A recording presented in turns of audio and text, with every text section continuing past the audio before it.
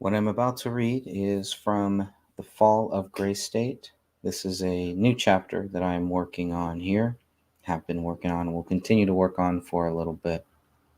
I'm going to read a little bit of this for you here before I play my interview with Catherine Michelle, or should I say, she interviewed me and talked about the Gray Stage book. So before I replay that here, I'm just going to read a little bit from a new chapter that I'm working on for most likely part two of The Gray Stage. The rise is almost done. I'm serious. She's coming out to be quite the looker. Can't wait to show you all, but I have to comb her hair for a few more weeks. David Crowley, December 9th, 2014. And so we know the bodies were found on January 17th, 2015. So this is little more than a month before the bodies are found. And there's a lot of these examples that show us that David Crowley was planning for his future, not planning for his death as late as December. And this is not the last one that he talks about in December of 2014. Remember, when I wrote the first book, and I talked to Catherine about this, when I wrote the first book, there was a lot of information that we just did not have. David's day one journal, a lot of things that we had that maybe the Gray State admins did have. Hard to say what they had when, but it's obvious to me that they had a lot of information before we got it in 2018 or so, 2019, whenever it was, maybe even later to past 2020. When we got a lot of the information related to David Crowley's laptop and other things like that, and then just a lot of other information that came out.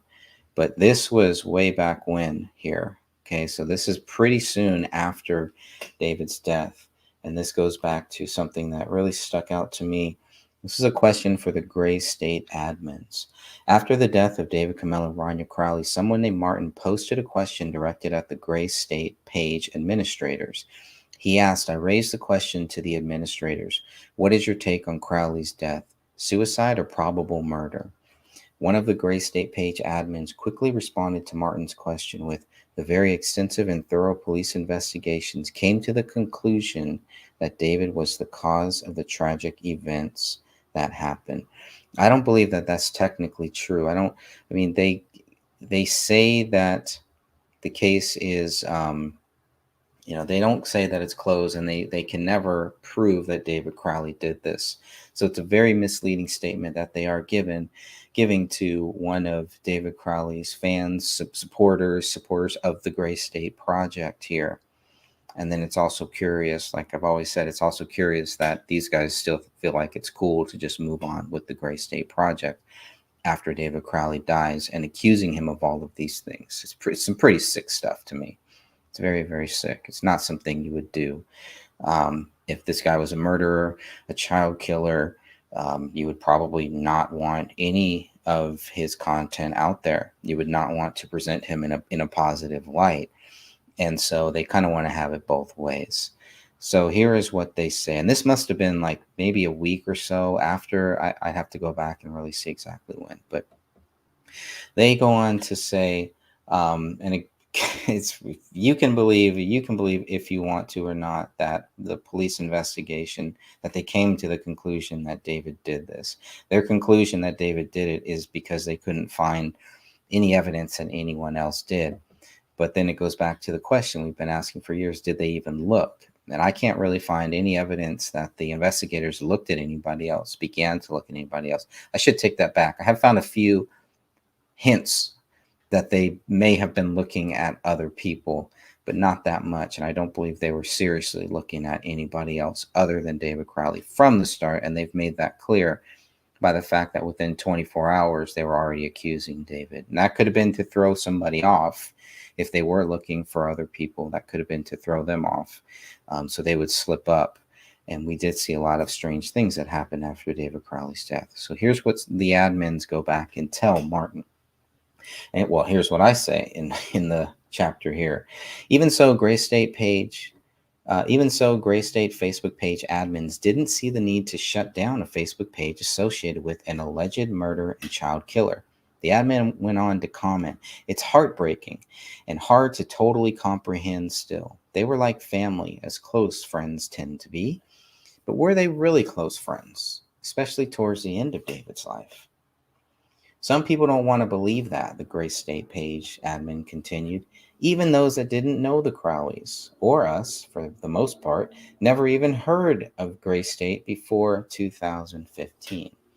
Now, I first heard of Grace State back in 2012 when the first Grace State trailer came out, but I was never a fan. Still, they're right about one thing. Some people like me do not believe the alleged, very extensive and thorough police investigations proves David is guilty. The Grace State page admin was quick to generalize what they believe some people had concluded about the alleged double murder suicide. Martin asked a sincere question, and look at how the admin responded. They just want to come up with every conspiracy theory out there, the Grace State page admin continued. Point fingers in every other direction away from the facts, and instead of facing those facts, only focus on speculation so it fits with their ideas and theories. Now, I would argue it is the Grace State goons who pointed fingers in every other direction away from the facts.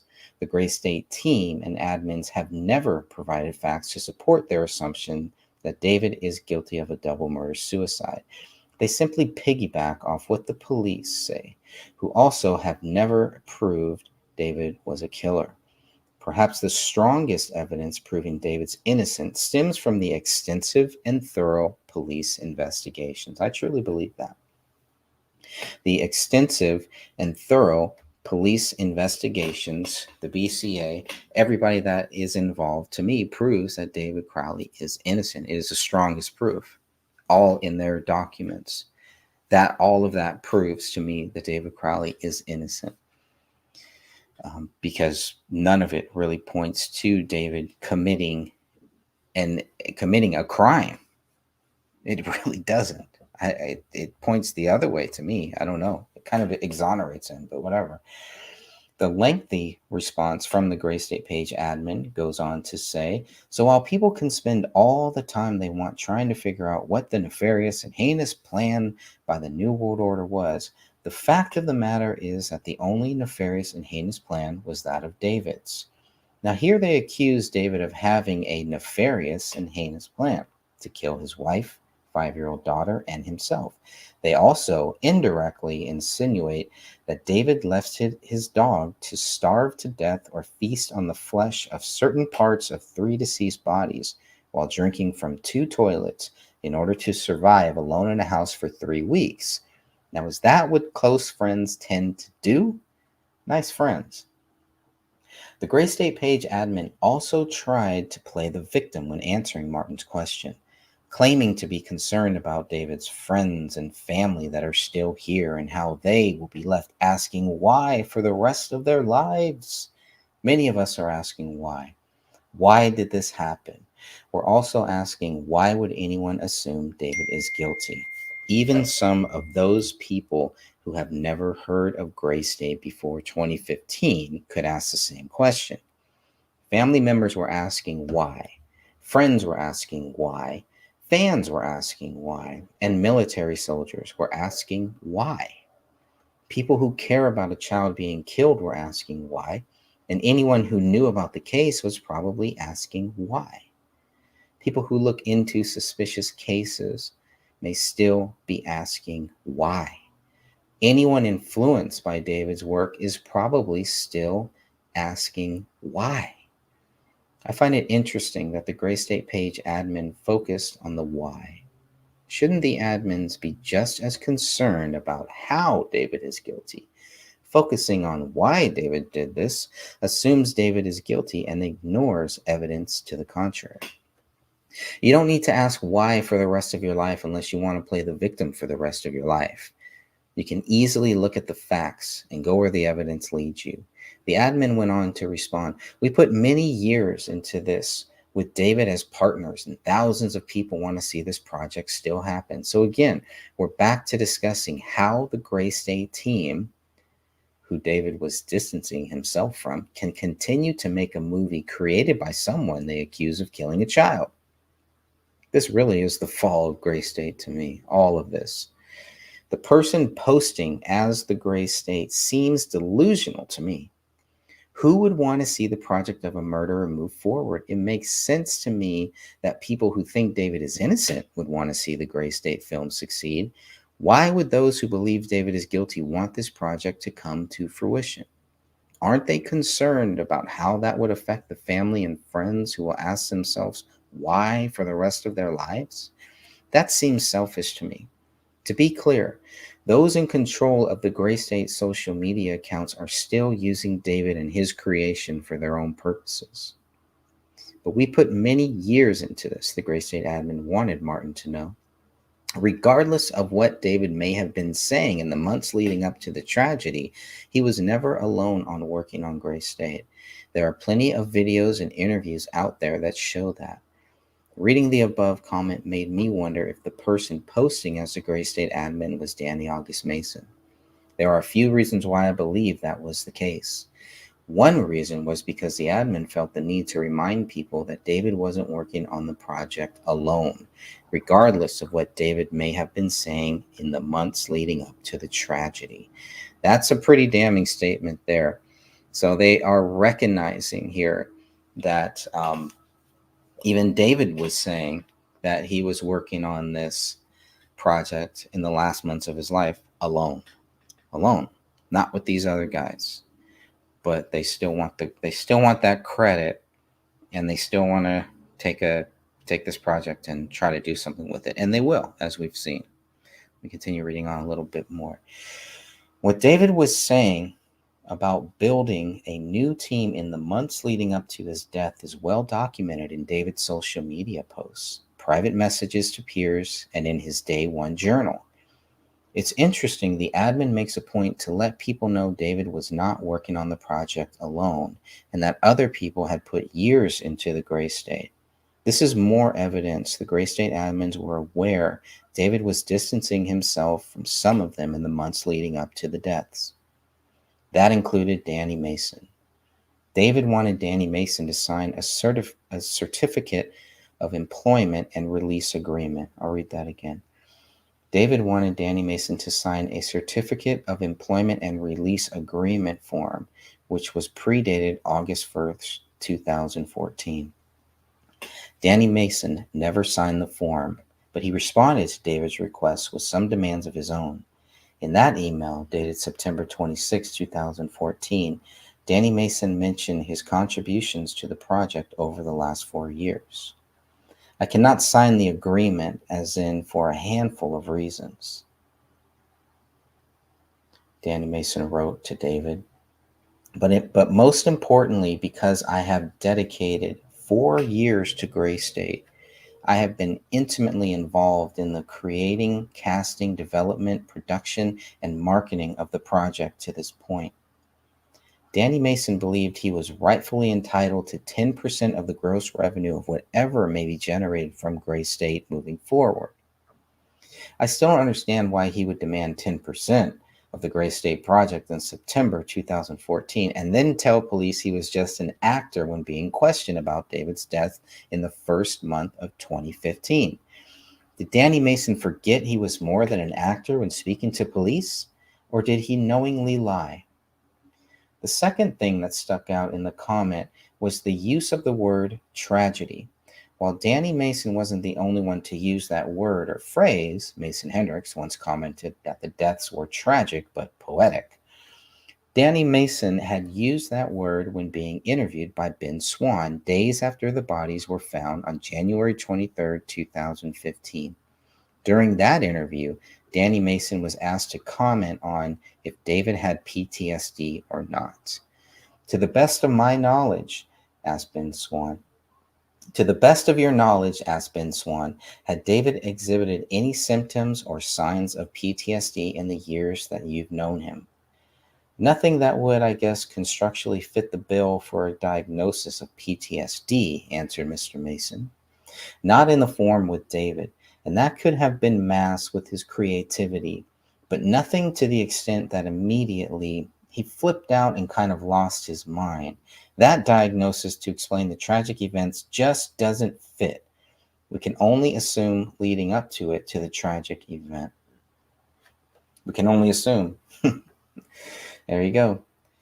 We know for sure Danny Mason was an admin for the Gray State social media platforms. I cannot say for sure it is Danny Mason responding to Martin's question, but that is my assumption. Perhaps it doesn't matter to some people as much as it does to me. Some people may question why the admins of the Gray State social media accounts believe David is guilty. I'm one of those people who question their beliefs regarding this case, and I stand by those questions. Do these Gray State admins stand by their belief that David is guilty of a double murder-suicide? If so, what is their belief based on?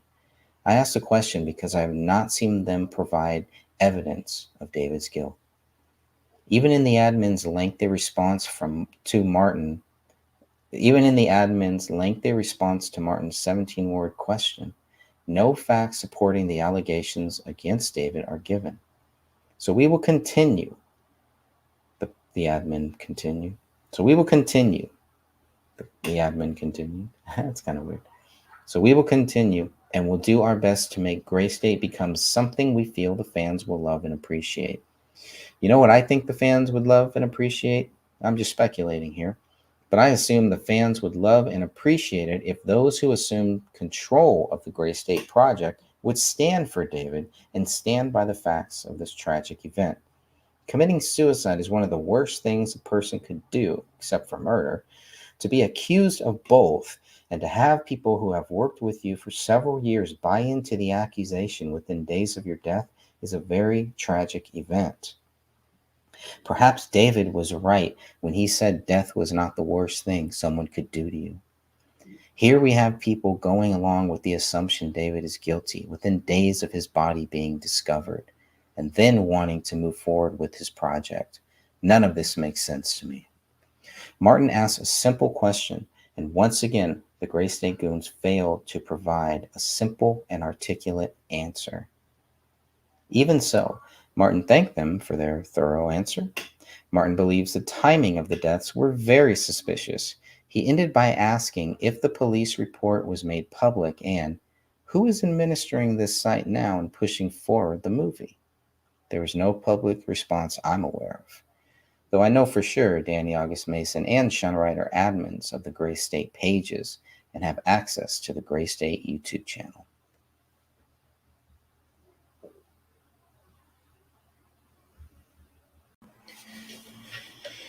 And welcome back to the Gray Stage. Going to do some more reading of the second untitled book that I'm working on. Went back and looked at what I have, and then may do a few little short clips, a few little replay clips as well. We'll see how this goes, how the night takes us. All right, so I'm going to jump right into this here. And I will also open up the line if anybody does want to join me. Feel free to jump on in, dive on in. Here we go. So now let me go here. And here we are. A question for you. So in the last show that I did, and it was not live, but kind of went through the first 4.5 pages here.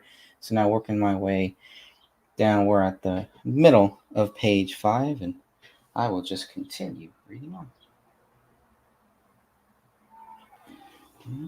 Audio's okay? Middle of page 5. Perfect. I really like this microphone I got here too. This section is called A Question for You. Speaking of the Gray State YouTube channel, they felt the need to comment on a short YouTube video I made titled Gray State Fans, which was a message to the fans of David's work. This was probably a few months after David died. This was after members of the Gray State team wanted admin access to both the Justice for David Crowley of Gray State page and the Justice for David Crowley and Family Facebook group.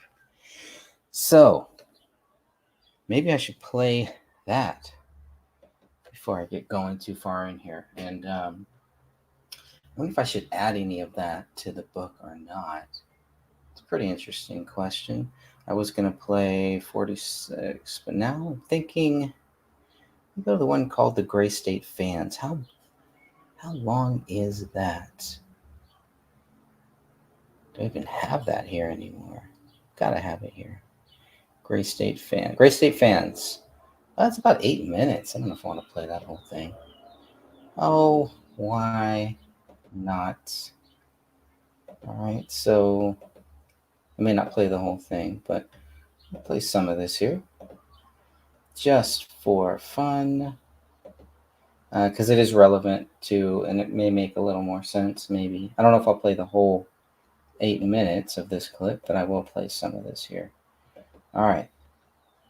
Gray State Fans. Now, again, this is from my backup channel. The Gray Stage channel is the backup channel. I had all of this stuff on my Greg Fernandez Jr. channel. So I think we have to start with, Of well, course, okay, Gray State. quite. Then when it got taken down, I had to move everything over here when the main channel got taken down. But so things may be a little bit out of order on the Gray Stage YouTube channel. You may have noticed that there's so many videos. I don't know if anyone notices or really cares too much, but it was one of the reasons why I had to go back and kind of redo some of the cluster Fs that were happening here. But this is Gray Stage number 22, titled Gray State Fans. This must have been originally, this had to have been 2015. 2015. This had to have been 2015. If maybe 2016, I doubt it. I believe this was in 2015, a few months after the deaths. I'll play it. So I think we have to start with, well, Actually, it'll probably help. I did do it. Okay, cool. So we'll play a little bit of this um, from way back when. Wow. Before I got my double chin. Let's do this. oh, okay, Gray State fans, do you believe David Crowley is guilty or not? I think some of the people on the Gray State pages, some of the fans, people that are posting on these pages, don't understand the Gray State team's point of view on this case. Now, I think at this point, a lot of people know that David Crowley has been accused of murdering his wife and his child and then killing himself. I am not so sure at this point if a lot of people understand that the Gray State team also believes that David Crowley is guilty. So it makes me wonder, why are you supporting, for those of you who are, why are you supporting this project going forward, knowing that the people who are going to be moving it forward think that David Crowley is guilty? You will never get David's vision. His vision of the movie was something different than what the Gray State team wanted. I think that's very clear. I think he made that very clear. And a few other people have made that very clear to me too, that David wanted to take the movie and the project in a different direction than what you're seeing in that trailer. Now, if that's true, then there's no way that the Gray State team could ever make David's project become a reality. They can only make it their project and do whatever they want with it. And yes, that will include spin-offs and series and video games and all this other crap. Who knows what else? But it won't be David's vision, and it never will be. Should the movie go forward? Should it be made? The documentary, pretty much finished, will probably be put out there, and the public will see it, hopefully for free, as David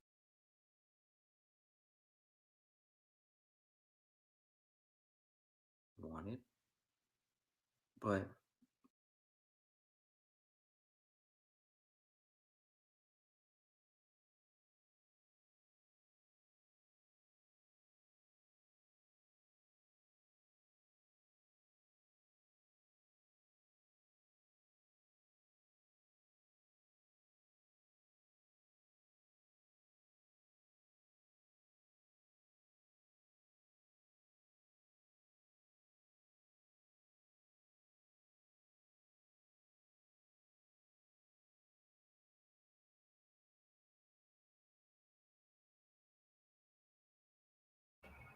Thank you. Always looking out. Good looking out there.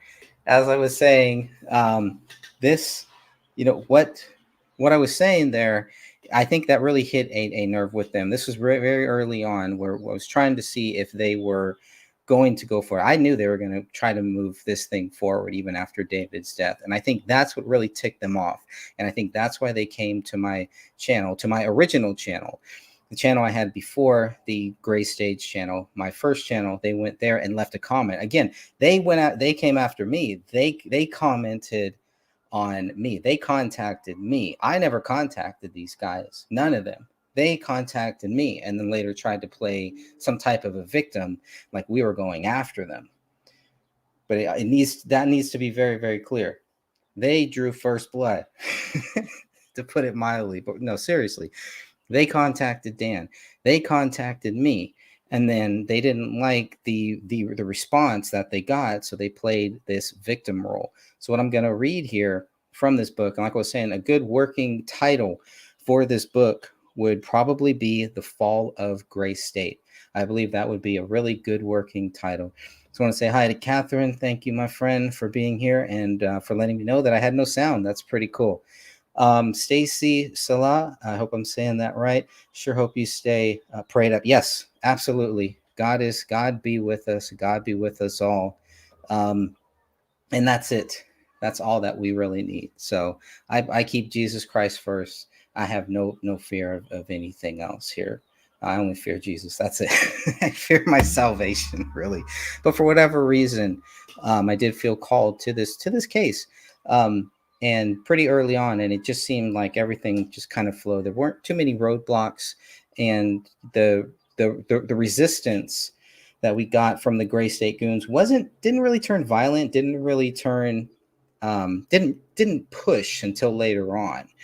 But that video that I just played was definitely from 2015. Had to have been just a couple months after these deaths. And I think they commented on my channel on that video, the Gray State fans, because they did not like what I was saying. But for them to even show up and to comment stood out to me. And in what video? Because it was the Gray State fans, because they needed that fan base to try to push this project forward. In their delusional mind, somehow that what I was doing, what Dan was doing, what others were doing was hurting their pushing this project forward. And what type of a motive would they have for pushing this project forward? If they really thought David was this killer and everything, why would you want to put that out there, right? That was pretty much the whole message there for that 8-minute clip. I'm not going to play the whole 8 minutes of that, but it is out there.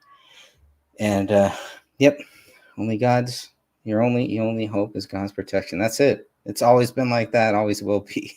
Nothing's changed. So again, I did put the link. If anybody does want to join and jump in here, please feel free to. I'm just going to read through some of this stuff, but I kind of feel like a good working title would be The Fall of Gray State. It's kind of what this book really is. Like, it's not new information. It's just stuff that either I took out of the book, or stuff that never made it into the book, or stuff that I learned after the first book came out. That's all that this second book really is. It's just a continuation. It's no new bombshell revelation of new information, right? That would be book 3. If that ever happens, that's what a trilogy is. So that would be the conclusion to this story, which would end in at least vindicating David, in at the very least making it more mainstream knowledge, some type of recognition, getting some officials statewide, I don't care if it's state senators or something, but getting somebody to really recognize and go on public and put it out on public that this man is innocent until proven guilty, and he is not proven guilty. And the investigation that should be done is the investigation into those police officers, into the investigators, into the authorities that are involved. They are the ones that need to be investigated for their investigation.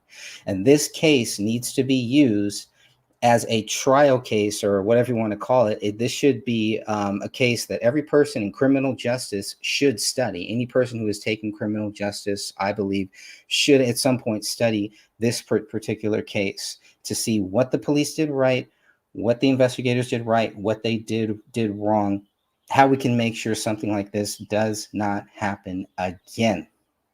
Right? That's what I would like to see. That would be the end of this story for me here, right? Because we're not going to bring David Crowley back. That's not going to happen. But I think many of us, anyone that's watching this, maybe not everyone, but most of the people, I believe, hopefully, that are watching this, do not think David Crowley was guilty, and or are at least open to maybe that he's not guilty, right? One or the other. So I do hope that we have some more information on that. Good. Thank you, my friend. Nice to see you here too, Eric. How about that Daybell case, Cat? Yeah, Catherine's on that. She does a lot of shows, just kind of keeping us updated to that. There's so many different cases nowadays, I'm sure, as we all know. But as far as this one here, that was a big deal, and this would be a really good first chapter, I think, to really open up this story. What I have here is about 50 pages.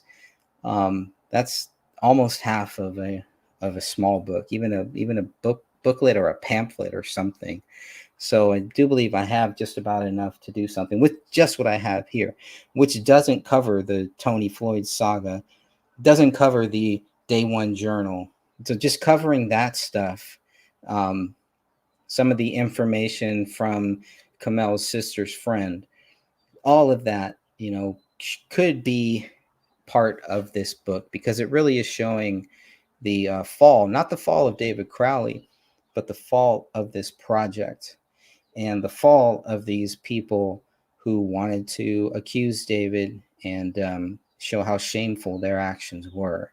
Now, I touched on that in the final chapter of the first book, but I think there's some more work to be done here. Definitely some more work to be done. Okay. So let me stop that screen share because I want to get back to just reading this. Again, I'm only on page 5 here. So let me go here and continue reading on. So for anyone just joining, all I was saying is that I had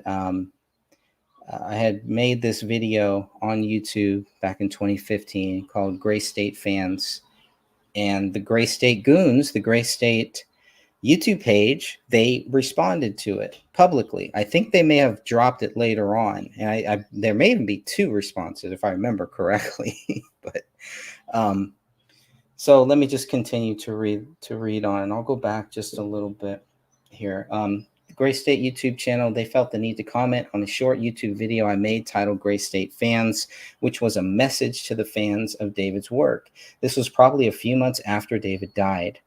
This was after members of the Gray State team wanted admin access to both the Justice for David Crowley of Gray State page and the Justice for David Crowley and Family Facebook group. Both of them, to the Facebook page and the Facebook group. They wanted it all. The Gray State YouTube channel left a comment directed towards me. This is what they say, and this is why I started. Here's a question for you. A question for you. Right? This is what they say. Here's a question for you. What do you gain by obsessing over Gray State and the Crowleys? What do I have to gain? I gain knowledge of truth. First of all, I don't obsess. A Christian does not obsess over anything. I'm not obsessed with this case. At this point, I've been looking into this case for about a couple months here at the most. So there's no need to obsess over anything. But of course, that's what they do. They want to throw out those slanderous words there. So what do I have to gain? I gain knowledge of truth, since these fools haven't provided any. The Gray State Goons should be doing what I and others have been doing for the past 7 years, probably even more now, which is looking for what really happened here. That's what I gained. I wonder what they have gained from all this. Then I'm accused of obsessing over Gray State and the Crowley family. Asking questions and pointing out simple facts about the case doesn't mean I'm obsessed. I don't care about the Gray State in the least. I'm concerned about the rush to judgment in this case, especially when there is a child, a woman, and a United States Army veteran involved. According to the Gray State YouTube channel, the police did a very thorough investigation, which you only know a fraction of. This is them continuing on. Yet they've never been able to counter any of my claims of David's innocence. If they know more than I do about this case, then their views about David would be backed up by facts instead of speculation. To date, their accusations remain unproven. My opinion that David is innocent is based on facts, not feelings. The facts are on my side. That is why the Gray State Goons never accepted my challenge to a debate. They know they will lose. Maybe they're not as dumb as I thought they were. Maybe. Just maybe. Then the Gray State YouTube channel explained why they went dark after David's death, a little while after doing their media tour supporting the allegations against their friend. So we took time off to mourn, realign our focus, and work on other projects. Now we have decided to push forward. This sounds like Sean Wright to me. So I know in the last thing, in the last video that I did, talking about that admin sounded like Danny August Mason.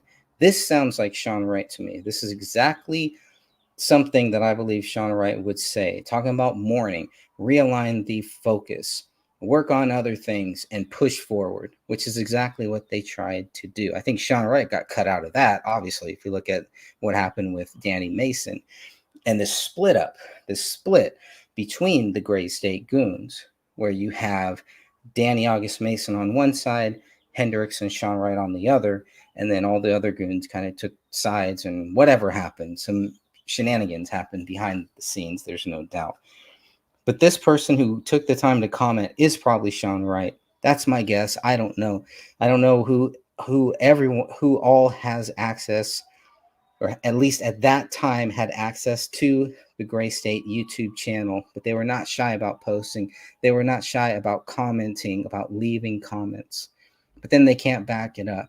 And the challenge to debate still stands whenever they are ready. That is an open debate to the Gray State Goons. Let me continue on. They want recognition. Let me see. Go back a little bit. So they believe the creator of Gray State is a murderer, but they still want to move forward with his project? That seems strange to me. They want recognition for their contributions to the Gray State project, but they're not creative enough to come up with something original or something just as powerful. Instead, they would just leech off a dead man's creation. Reading on. The Gray State Project was never a one-man show or some vision of strictly David's. It was, since the very beginning, a team effort. But as we know what happened to that team. Let me read on. I don't think David would dispute the original idea was a team effort, but this person fails to mention the drastic changes the script went through in 2014 and the fact that David was in the process of building a trustworthy team in September of 2014. It's interesting how that fact was conveniently left out of the Gray State's comment. And that really was another thing that was pretty much left out of Eric Nelson's Sloppumentary too. Anything that would show that David didn't want anything to do with these Gray State Goons or wanted to separate himself or distance himself from them, anything along those lines, they needed to get rid of. They needed to ignore at the very least. And I can see my stream is buffering a little bit here. So I will continue to read on. It seems to do better when I'm reading. So what happened was horrific and extremely heartbreaking. The Gray State, I even put the Gray State YouTube channel. It should be the Gray State. Let me see if I can edit that right here. Even I do that sometimes. What happened was horrific and extremely heartbreaking, the Gray State YouTube channel continued. But tell me, have you ever lost friends like that? I doubt it. If I had lost friends like that, where the situation was horrific and extremely heartbreaking, I would not jump to conclusions about my friend's guilt within days of his body being found. But that's just me. I wouldn't be as lazy as the Gray State goons and just assume my friend was guilty within days of his body being discovered. According to the Gray State YouTube channel admin, it took a lot of soul searching and a very long discussion before coming to the conclusion to keep the project going. The number of people still wanting Gray State to happen far outweighed those that didn't.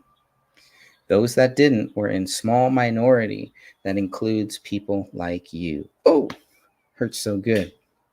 And I don't believe the Gray State project should move forward until local or state authorities in Minnesota publicly acknowledge David's innocence. Only then would the project have a chance of succeeding. What Hollywood film studio is going to fund a project tied to an alleged child killer? It would be a small minority for sure. That would be a small minority for sure. That is, if any studio would touch the tainted Gray State creation. The Gray State goons tried to move forward with David's Gray State after his death, and thankfully, they failed. That was a big victory. The story could have ended right there, and maybe it should have ended right there. And for me, at one point, it probably would have ended right there. My point was made. Everything that I wanted to say was made. Gray State Granny Fluid Goons. Yeah, and that was it. All right, my friend. Thank you for stopping by. I really appreciate it. I'll be here for a little bit longer, not too much longer, at least till my battery dies. Or I get another video takedown. This is something weird is happening with this channel now. Just playing replays. Now there's certain things on replay I can't play. Okay. Let me see here.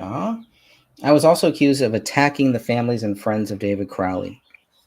So let it be known, the way you and the people in your group attacked David's family, Kamel's family, and all of our friends is sickening and just downright pathetic. Now, I must have been very busy to have time to attack all of those people within a year of David's death.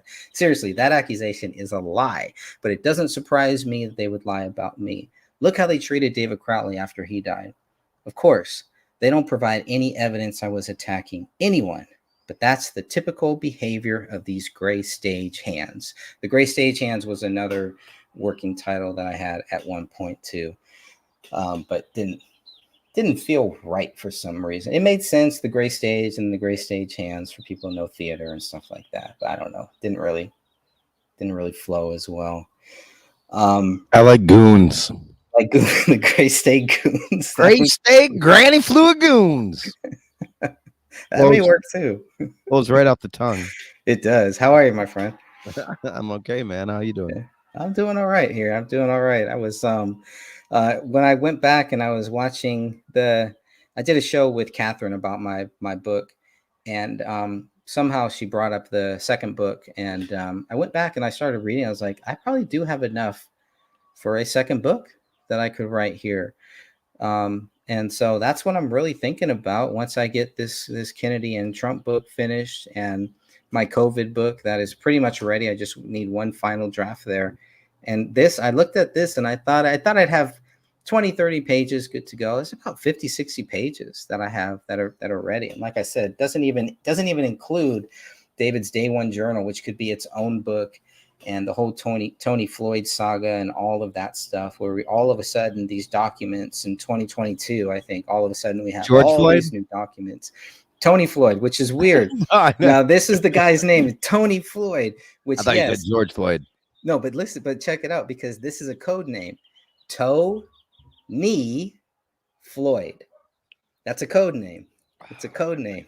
So this person had all this documents, had that actual video. Remember that video that we played years ago That's where this all came from. You Mm. know, a lot of the stuff that we never got, that this person got, that was working with the fan club too. It's the whole nother issue there. Fan club. So it's just a whole nother thing here. But Is I'll that what keep reading. shows are called these days? The fan club. I think so. I think they've got to be fans. I mean, some of the hardest fans are the ones who actually hate you. Go and ask Taylor Swift. I'm sure a lot of her fans are just haters. They're hating on her. You know. I know you've got them because I feel like my fan club was just like a spinoff of yours. Yeah, man. Like the only people I told you probably 3 weeks ago or so. I left that. The only person That's I good. broadcast with now is you. Yeah, that's good. That's it. Fucking if another person might want to jump on like Jeff Hayes or Damien, that's Maybe fine. Damien. Yeah, I was gonna say But- I still see Damien on Yeah. there sometimes, but I'm out of that. You'll come That's back good. 10 years from now, they'll still be doing the same thing. I finally escaped after 20 years. Finally got out of this. so many sides changing. That's what I see with your fans. It's like, wait a minute, I thought they didn't like this person. Now all of a sudden they're talking, they're live streaming with them and stuff like this. And I'm like, wow, okay. Which is I that's what happened to me too. Not at the same level, definitely not. But it's just crazy how they flip.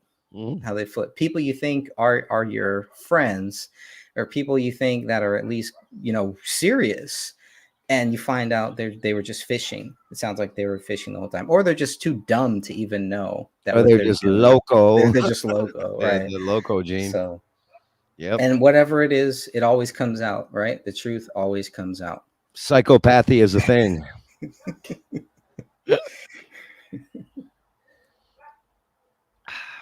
On this nice Friday night here. Thank you for joining me, my brother. I will continue to read on, but feel free to stop me if you've heard this one. Stop me anytime.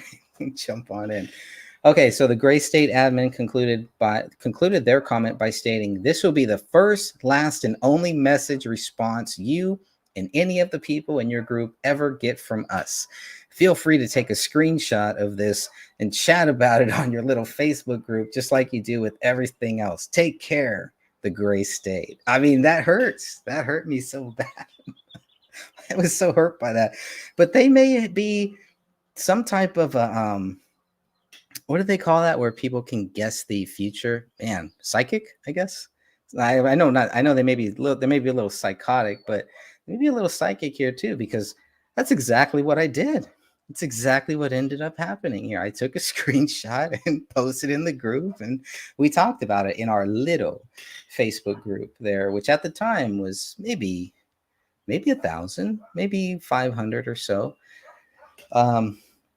Nothing like it became later on after Eric Nelson's Sloppymentary came out. So take care. And then, of course, these guys are liars because they say this is the only message response that I'll get, and that's not true. They responded like a couple minutes later.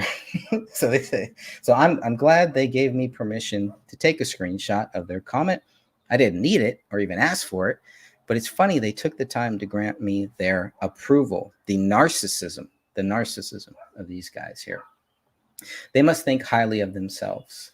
The screenshots have been posted in the Justice for David Crowley and Family Facebook group, but I will also add them at the end of this book.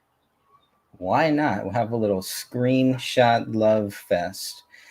Even after stating that was the first, last, and only message or response I would receive from the Gray State YouTube channel, they left another comment, so they lied again. Commenting one last time on my YouTube video, Gray State fans, here is what the Gray State admin posted. Oh, and by the way, yes, you have been blocked from our Facebook page now too.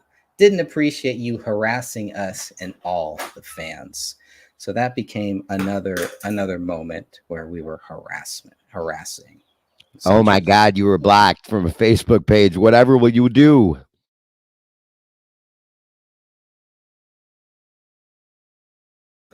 That's right. So I'm going to play a little bit more of that video here.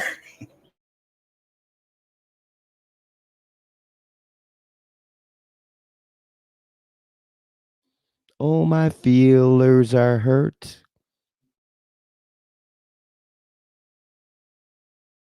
My poor feelers are hurt.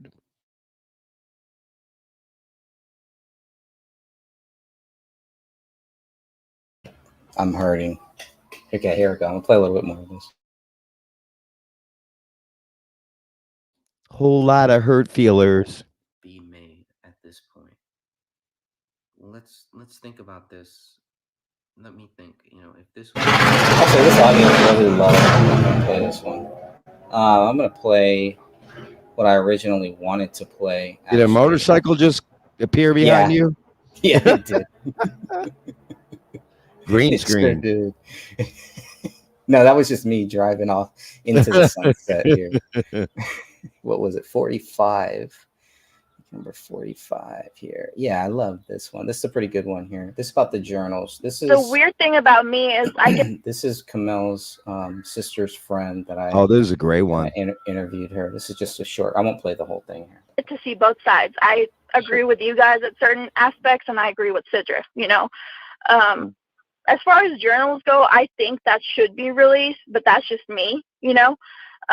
The reason why I say that is the journals have a lot of information. David's were a little weird. He wasn't the easiest person to read, but as far as Kamel's go, that's all she spoke about. So I think maybe in time Sidra would be willing to release some of the journals, but it really shows you what Kamel was going through, and I don't think she even understood what she was going through.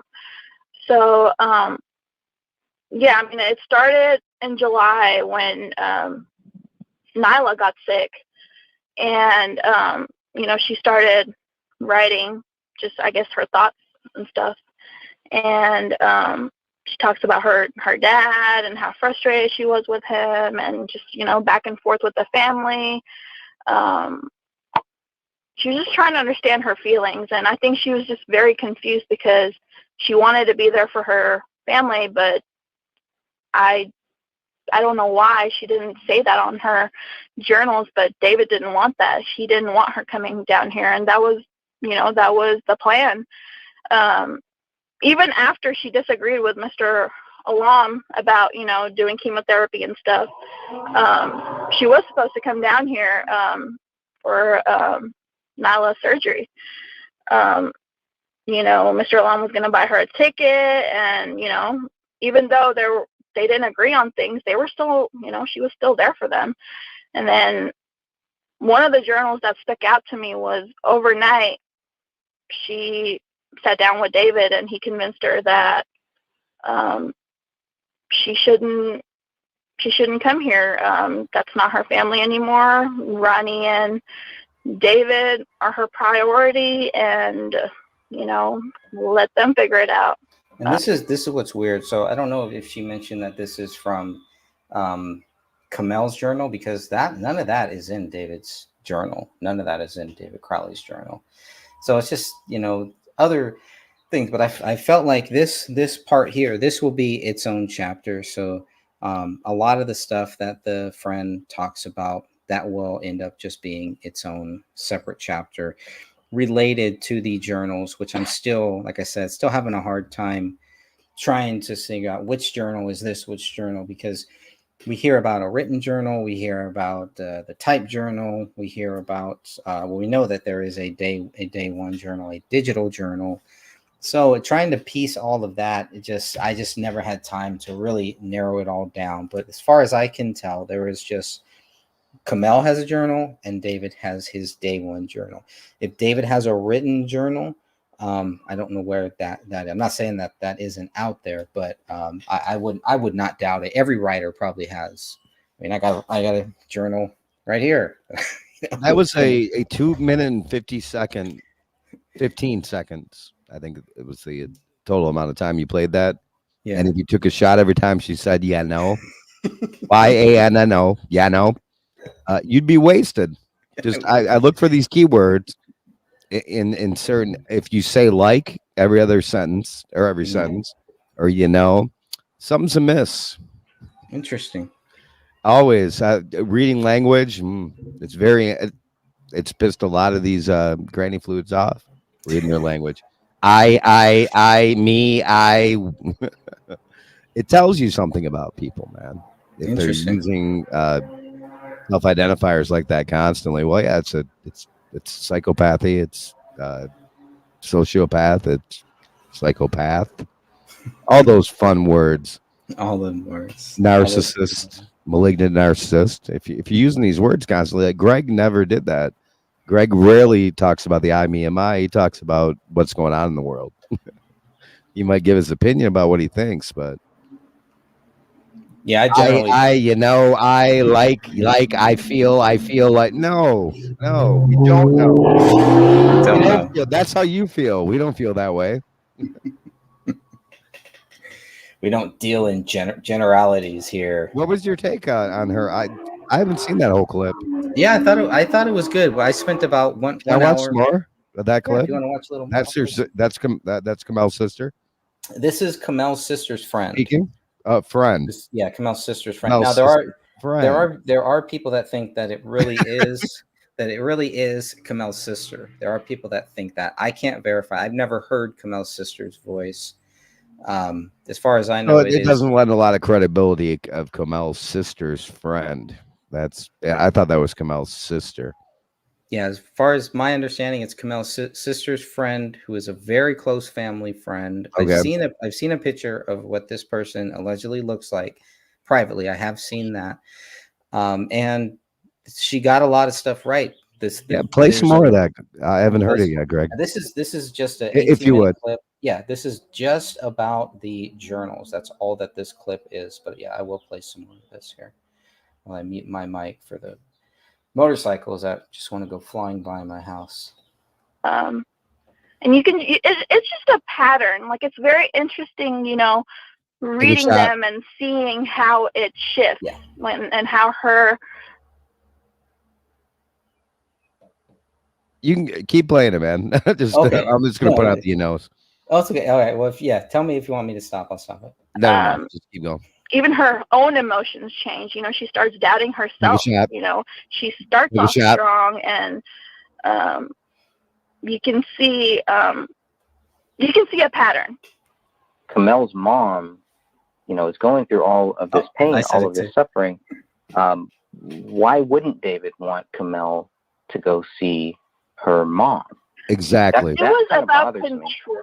It was more about control for him. I think ever since that time when Kamel called her dad and said she was leaving him, I think ever since then it was very. A lot of things. It was very. I guess he was scared for that. He didn't really like for Kamel to come down here. I mean, I don't know if you guys know this, but she's only came down to Texas twice, and it was the 2 times that she got the cars, and one of those was Sidra's graduation. But any other events, she never came down to Texas. Sidra was the one that would go in the summer and spend Christmas with them because she just couldn't come down here. And I think that speaks like a lot too, because it just shows, what daughter wouldn't want to visit their, her family and her friends in Texas. And I think that speaks a lot from his side on how controlling he was on that aspect. I mean, everybody, take a shot. I can, every man is different, and to a certain extent, there is some control there, and that's totally fine. Everybody take a shot. Everybody has that in their relationship, but to a point where you can't do certain things. He's making her quit her job, and he even writes that in his journal on how he planned it. That's and he was surprised that he was able to convince her.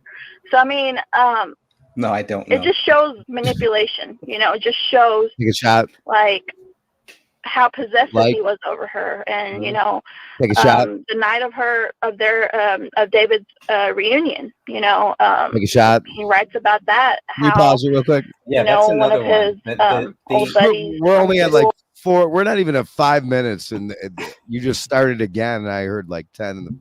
We don't know actually, but when she's talking about David's high school reunion, I don't see that in David's day one journal either. mean, so there are things that, because when I did this, when I talked with this person, we did not have David's day one journal. So again, there are things that she's talking about that you will not find in the day one journal. I know. You Yeah, know? no. We know. Will you play more? Yeah. If you know. And if you don't know, You know. If you know, you know. Well, complimented Camille and, called her beautiful and whatever. And, More shots. he didn't like that. And he just writes a whole article, which was so crazy. And it shows his possessiveness. He says she's mine. And I married her because of her beauty. And it's bizarre, We don't know. I have the journal with me right now. I could read it. But he was very possessive. Even Ronnie, he writes about her, how he came in between their marriage. And, as a parent, I would never think my daughter would come in between me and my husband, No, we don't know. I mean, it just shows how possessive he was over Camille. So I think that's part of the reason why, she wasn't able to come down here. He was scared. He didn't want her, coming down here and listen to her. and wanting to stay here in Texas. Now it is. I don't know. Now that you Well, wrote I don't know, but I think that had a lot to do with it. All right. now that you've made me point out, or now that you have me looking for all the times she's saying that, yeah, you ruined it for me, Eric. Thanks a lot, man. Dude, it's big pet peeve. Always has been.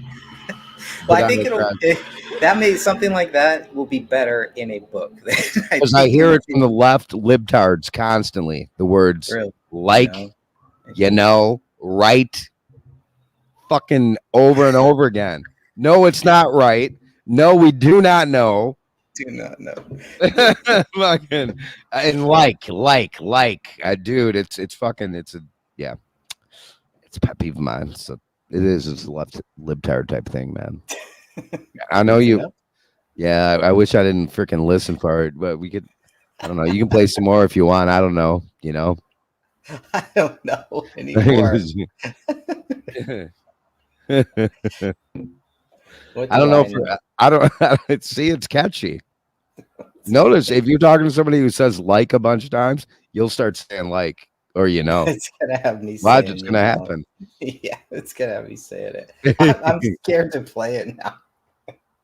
Let me finish up with these admins. I've listened to way too many interrogation videos. I guess so, man. Catherine Michelle understands. Hey, what's up, Damien? How are you, man? Does Damien know? Damien should know. Right? Damien knows. Damien knows. Okay, let's see. So like he knows. Sorry, I'm out. So after I got blocked by the Gray State Facebook page, now that should have been it. Like I said, that should have been it. Now, so according to the Gray State admins, I'm not only harassing David and Camille's family and all the Gray State friends, I'm also harassing the Gray State admins and the Gray State fans. But it has to be clear again. They contacted me. I'm harassing them. All of them have contacted me. I never contacted any of them. They contacted me. How could I be harassing them if they're contacting me to share information? They care about him so much, they just want to keep his name clean from unclean people like you. This guy right there. It's the harassment. Where's the harassment? Right. And it's like, if you could say that about me, if they can treat David the way they treated him, it does not shock me that we have questions. You all have no answers. That's pretty mooch. So let's see. So I'm harassing. I'm this horrible, evil person. These are more lies by the Gray State admin or admins, depending on which admins agree with the accusations leveled at me. This would not be the last time they reached out to me. I ended up blocking 2 people associated with Gray State. And that was for some very, very big reasons. That's when things kind of turned violent, when I got threatened. You don't threaten me like that. The first thing I'm going to do is block you. So I blocked all communication with Sean Wright after he threatened to bring off-duty police officers to my house. Really? I didn't know that. To your house? To my house. No shit. No, I didn't know this. Now, why not bring police when they're on duty? Why bring the police officers to my house? Why threaten to come to my house? This was a bad move on his part. Sean challenged me to a debate, then didn't show up when I set the date, made the announcement, and sent out the link to join the live stream. I blocked communication with Mason Hendricks for several reasons, but the main reason was, like Sean Wright, he lied to me about several aspects of the case. This will be covered in another chapter of this book. It should be noted both Sean Wright and Mason Hendricks reached out to me. Danny August Mason also reached out to me, but he did it publicly on the Justice for David Crowley and Family Facebook group. Mr. Mason challenged me to a debate, and I accepted almost immediately. But Danny August Mason stopped responding to me on Facebook. Was that when he didn't show up? Yeah. And he said he would? We never, no, he I remember that. I set the challenge, Right. and they never showed up, so. Danny Mason challenged you too, and he didn't show up, correct? Danny Mason challenged me. he never showed up to debate. Yep. Yeah. So yeah, he definitely wins on that. It's an open challenge. I mean, I'm 3-0, maybe 4-0 here. So I have yet to be beaten yet here. Yeah, by disqualification too. By a count out. TKO. However it is, whatever you want to say, but yeah, that's how I feel. But I will debate Danny Mason whenever he is ready to muster up the courage. I have not blocked Danny Mason on social media, and I don't know if he has blocked me, although now I think that he may have. I'm not sure. It is weird he would try to throw out the challenge to debate, then back down like the others. Perhaps Danny Mason is smarter than I thought he was. We will also discuss my conversations with Danny Mason. I doubt it. Oh, by the way, folks, he hasn't said one time during this entire reading here. I can. Words never came out of your mouth. Just to be part of the club, I could if it helps. So is this chapters of your next book coming out? Yeah, this is chapter. We're looking at. Oh, sweet. Yeah, this is the first chapter of the second Gray Stage book. That's all I know so far, and you can count me in. I have a chapter ready to go too. Very cool. I know Catherine does too. So you have two chapters ready to go. Jamie has a chapter too, I thought. Jamie has a chapter. Dude, he did like a whole show, like, this is my chapter for Greg's book. And I'm like, dude, the book's probably not coming out for maybe a year or so, but yeah, go ahead. Well, that's okay. I'm doing the same thing. It was so bad too. It was just like, Greg's not going to put that shit in his book anyway.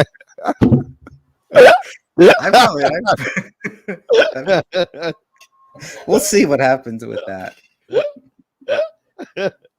It was, most of it had nothing to do with Gray Stage. Like it had to do with everything. It started out about Gray Stage, and the whole thing was about anything but Gray Stage. Yeah. Like the book's name's Gray Stage. You're supposed to like get back on to David Crowley, but keep it about David Crowley. Just the fun times we go through here. Give me crack. I'll have to go back and look at that chapter one day. Let's see. What chapter? That chapter. Yeah, his chapter. Did he send it to you? Did you get it? He did. I don't know. I don't know if Let's go through it. Let's read. Thing. No. I don't know if I have it here. I wasn't gonna send mine to you in the right You still haven't sent me your final version. No, I've sent you rough. I think I have the final version. I just have to go through it one more time just to check for misspellings. Make sure I didn't put or like in there once. Do they or right? David Crowley was unalived, right? It's unalived. See how it makes it everybody believes that I'm right about that if I end my statement with right. Right. Right. So Greg Here's the Fernandez is a tranny, right? right. It must be true, Right. Absolutely. If it's on the internet, it must be true. All right. Right. Here was the first. All right. Here was the first seed planted for the Hot Greg fan club. Claims of harassment were a big part of the attacks on me and others who questioned the official narrative. All right. Well, there's a lot of empty space right there. Let's get rid of that. According to Mason Hendricks, I had no idea who Mason Hendricks was until he posted some bizarre statements in news articles and in the Justice for David Crowley and Family Facebook group. This is what he's saying. I have the screenshot. So I honestly believe, and this is all speculative, that this may have been a joint decision, Hendricks said, of the murder-suicide. This is what he posted. This is an article that he was a part of for the TwinCities.com Pioneer Press. And So Mason here we Hendricks have- was in the military, correct? With No, he was not. No, he was not. That's a different guy. Who is Mason Hendricks? Mason Hendricks is a mutual friend between David Crowley and Sean Wright, who happened to go to work for David Crowley and didn't even realize that Sean was also working with David Crowley until they met one day. So he was like a stagehand. He was He's a camera guy. He's a camera guy. It was Sean Wright though that was military. Sean Wright was not military either. No, He wasn't. no. Sean And Wright. who no. was in this? Where's the military brothers in this? The military guy? I thought Sean Wright was okay. No, that was actually Mitch Heil. So Okay, Mitch Heil. Mitch Heil. Heil. He Okay, was- so that he was in the military. Was there anybody else involved in this whole thing since David were- Crowley's unaliving? nobody else that directly served with him. Just Mitch Heil was the only one. But there were other soldiers. Joseph Seaton was a soldier that Okay, was I've heard involved that in name, that. but I don't. And there are a few other people that went on the attack after David died. Let's put it like Went that. in the attack against the official story or against you? Against you. It's me against everybody. Being Is everybody- military and knowing that what David was talking about and experiencing what David was talking about was true. Still went in the attack. Well, Yeah. money. Yeah, and Sell that your was what- soul. I don't know if you were. I think you were on one of the shows that we did. We had the soldier. I had him on twice. A soldier who served with David. Very cool guy. Yeah, who was that? That's think I you were- thought. Yeah, so he was a guy who actually served under David. Oh yes, I do yeah. remember that. And so I want to, whenever I do another live show and I have some time to kind of plan it out, I definitely want to. Yeah, and he praised David too, He did, and he he was did. he was awake. Yeah, I do so remember his, that.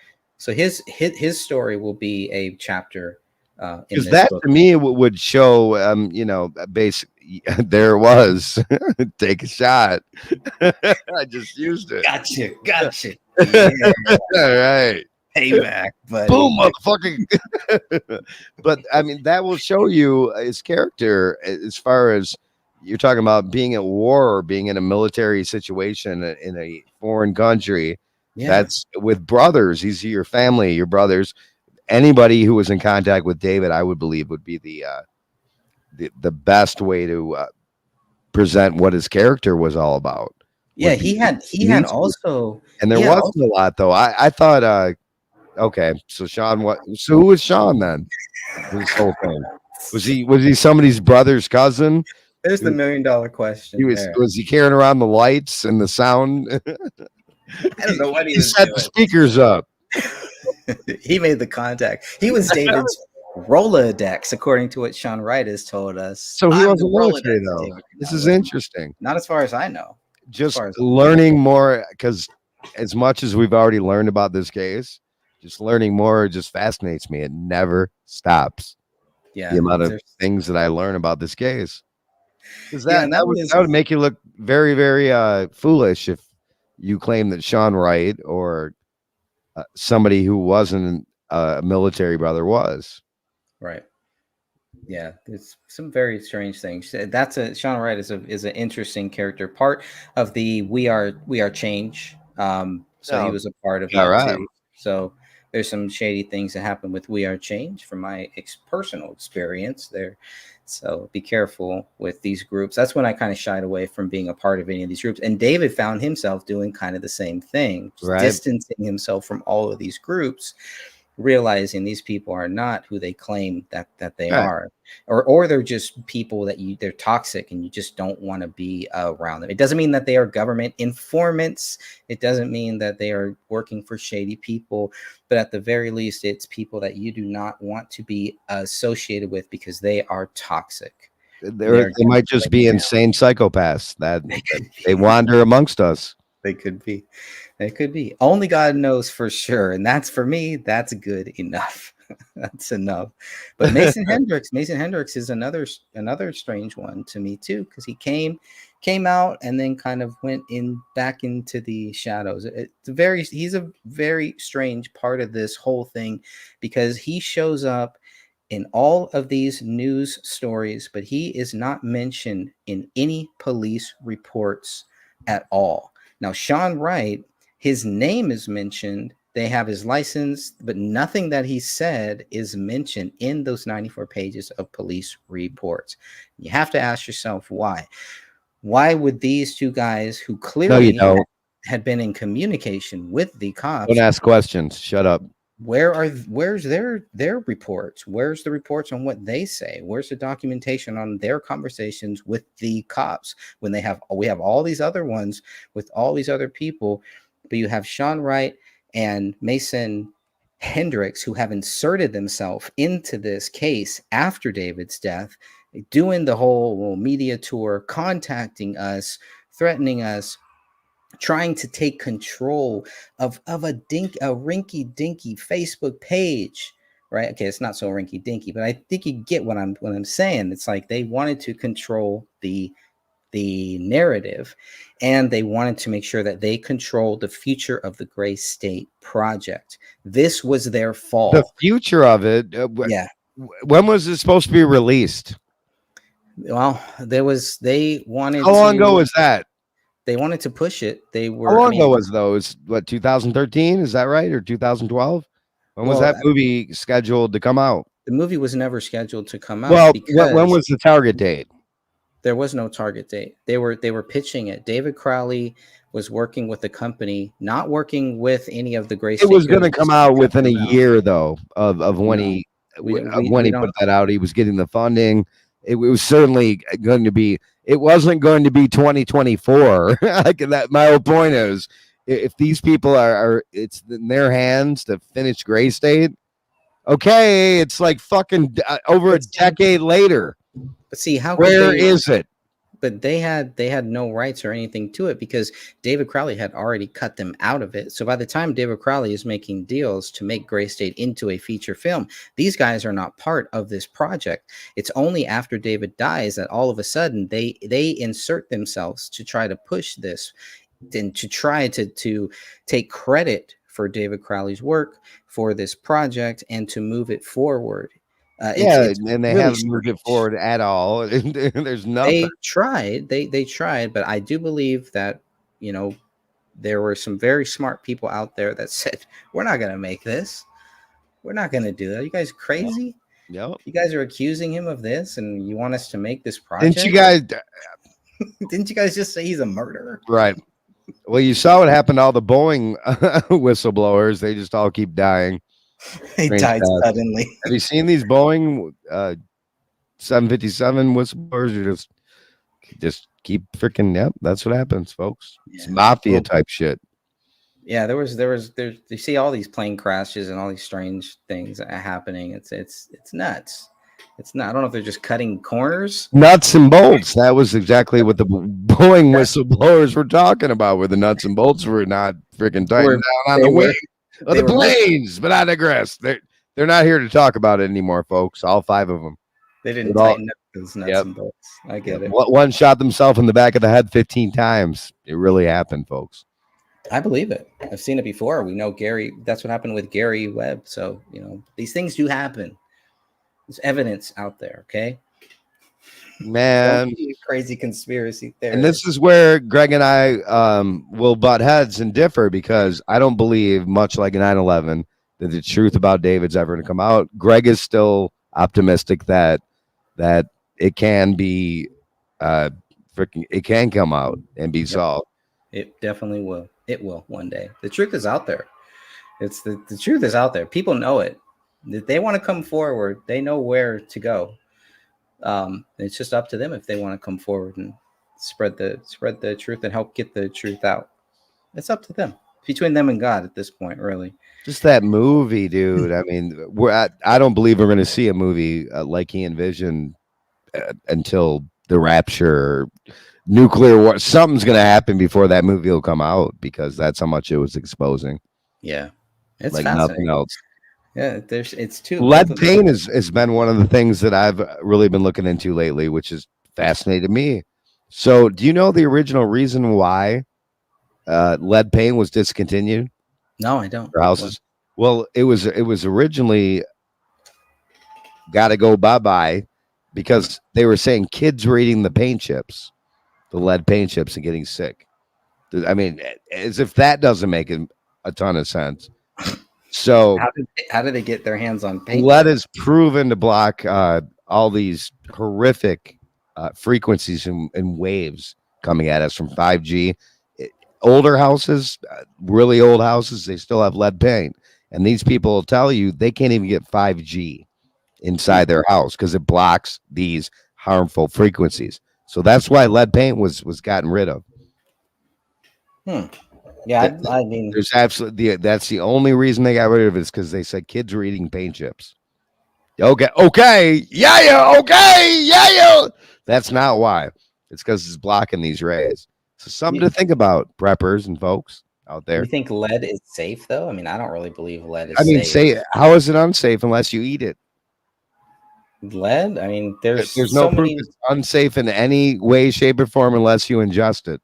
I think they had a lot of studies that were done, and it could be coincidental. They didn't. It came down to kids reading these paint chips. That was their reason. They were putting lead in a lot of these kids' toys and stuff too. So a lot of that's messed up. And the toys, yes, and the paint, no.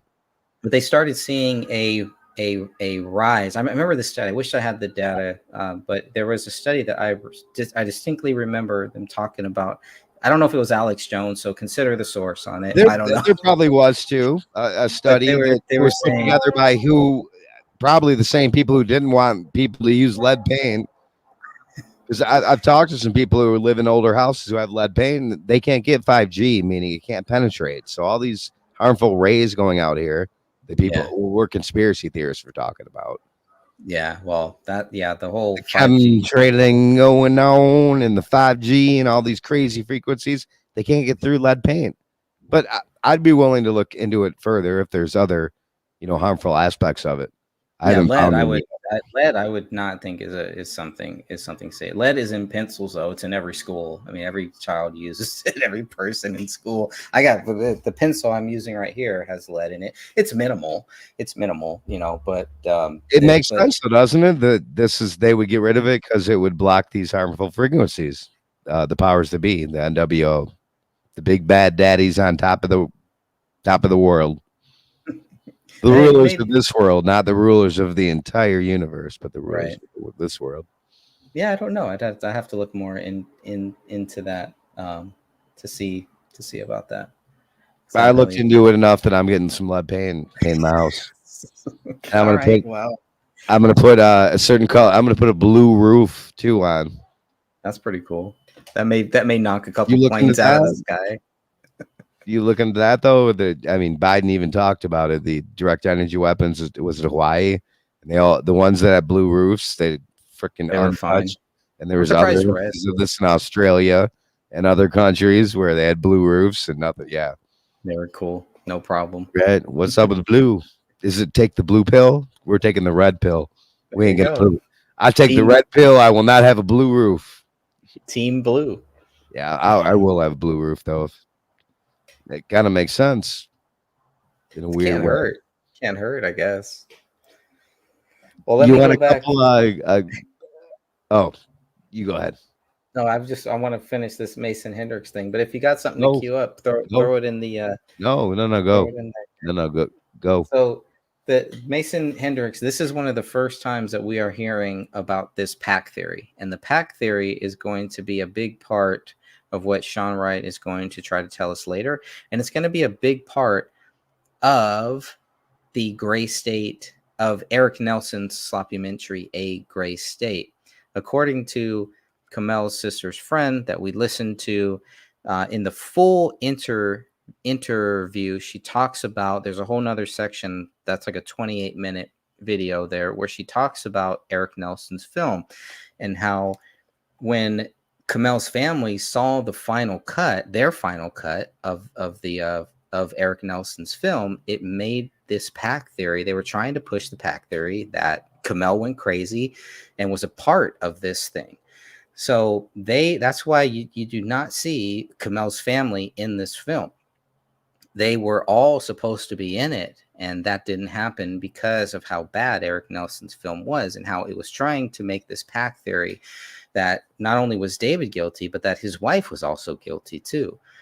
And they're not even looking at that to say, well, wait a minute. So if Kamel did it too, then we're not talking about a double murder suicide. Now we're talking about a double suicide and 2 child killers.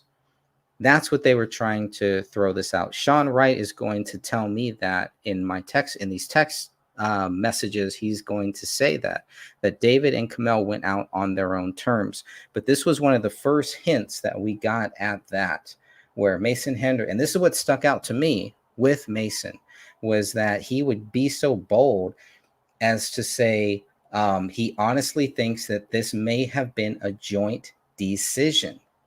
That was a big, big deal. That stuck out to me. Now, remember, this is another guy who has 2 different names, Mason Hendricks, but also Mason Norse Hess. So he's got 2 names here for one person. Just very, very strange stuff here. And I spoke on the phone with him several times and exchanged many text messages that are out there that I've released. So the public, or anyone can go and you can read through all of those text messages if you really want to. But Mason Hendricks, who also goes by the name of Mason Norse Hess, supported the claim of a pact between David and Kamel. According to the pact theory, David and Kamel planned to kill their 5-year-old daughter and then kill themselves. Sean Wright had told me a similar fairy tale around the same time. Later, I asked Kamel's sister about the pact theory, and this is in one of those recordings, and she did not believe it either. I'm not sure where this pact theory originated from. Some say it came from the family, while others claim it came from the police. But those who believe the pact theory were unable to back up the allegation then, and they are unable to back up the allegation today. Even Mason Hendricks has retracted his original statement below. So this was Mason Hendricks' original statement from February 12th. February 12th, I don't know if this is 2015 or 2016, but this is what he said then. It can still be joint if David used the gun. Fucking idiots. So how can it be a joint decision if David used the gun? That's what he's saying. He's saying it can still be joint, which technically, okay, I can see that. It's possible that they still had this pack theory and they said, hey, David, you're going to shoot us all. Okay. And David, don't forget to shoot me twice, is what Kamel would have had to have told David, whatever. So when I spoke with Mason Hendricks over the phone, he had changed his mind about the pact between David and Kamel to kill their child and themselves. So when I talked to him and I brought up this pact, he's like, yeah, I'm not buying it now. Sean Wright has never wavered from that pact theory. But in those early days, Hendricks posted some strange messages on Facebook that needed to be looked at closer. First, Hendricks claimed all will be revealed soon. Here's what he says. And I know the quality is really bad here. All will be revealed soon. The dog is okay. I saw him yesterday. David's brother will be taking him. I, along with some friends, will be going to his house on Thursday after the living room is cleaned up and to try to make sense of the note that was left. Read my interview. So there's some key things here, Eric. This had to have been 1 or 2 days after the body is found, because David's brother didn't take the dog. It's the first one to have taken the dog out of the pound a day or two after. So this had to have been really early on. But here we go again with the sacred knowledge. all will be revealed soon. And guess what? It has never been revealed. 9 years later, nothing has been revealed, except that these guys didn't know shit. That's the only thing that has been revealed. The dog is okay. I saw him yesterday. I mean, where is this guy? Who is this guy? Who is this Mason Hendricks coming out so early on? And he's right there monitoring everything, surrounding himself, inserting himself into this whole thing.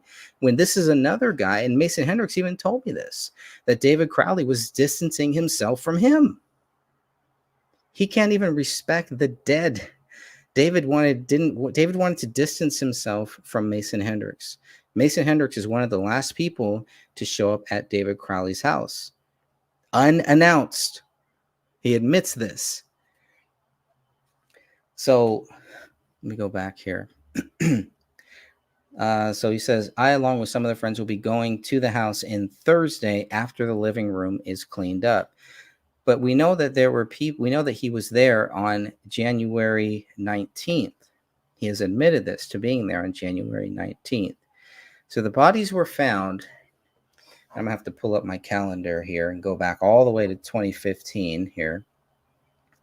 The bodies were found, let's see, what year? How far back can I go on this stupid calendar? 2015, January 17th, which is looks like a Sunday, right?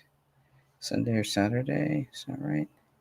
Yeah, January 15th, no, January 17th, sorry, is a Saturday, right? He says he's not going back there till Thursday. That would make it January 22nd, but he's already there on the 19th. So he says they'll be going back there Thursday after the living room is cleaned up to try to make sense of the note. These dates are not lining up. His story is not lining up here. And that's just looking at the calendars for what he is saying. Now, there's many reasons. There's things that may be left out to why these dates aren't lining up that only he would know the answer to. But for whatever reason, they are just not lining up. The living room was already being cleaned up. The living room was being cleaned up on the 19th, on the same day that he was in that house. So, I mean, it's just, and he's not saying we will be going there Thursday after the living room is cleaned up for the first time. He's not saying that. If he was saying that, that would be a whole nother thing. That comes up later between some of his things with Dan Hannon. But this is just where it gets really crazy. And this is why a lot of the stuff I decided not to put into the book, because there's just so much here. You wrap your head around this stuff. It's like you're interrogating somebody and they're giving you a different answer. And their dates, nothing is making sense. And then the story becomes about them. And that's what I didn't want the Gray Stage book to be. I did not want it to be about them. So now that all that is out and the first book is out there, it's done really, really well. I've gotten a lot of great feedback on it too. So now things like this, I feel like now it's not going to take away from that story. It can only add to it. It cannot make it worse. And there are some head scratchers like this when I read this and I think about this, that I can get just wrapped around this one date, this Thursday date, when there's just so much here. There's so much more here. You can insinuate things too, which I don't like. To just say, well, I could come up with these theories based on what he's saying here.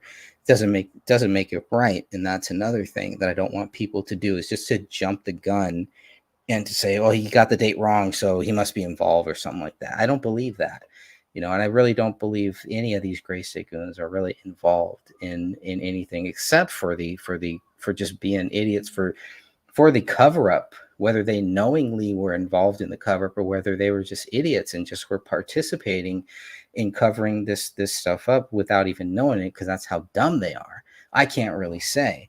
But what I do know is that their dates do not add up. Their stories do not add up. They do not line up. Those are facts. Those are facts. And I will never accuse people, because they've accused David. And I don't want to accuse people the same way that they have accused David. I would just be doing exactly the same thing to them that they did to David. And as a Christian, don't want to do that. You want to do unto others, they do unto you. And so it's a tough road for me. And that's why a lot of this stuff dealing with these gray state goons, I felt was not even worthy for this book. What do you got, Eric? You're smiling. I got a screen share for you. Okay, what do you got? I think it's perfect to go with this segue.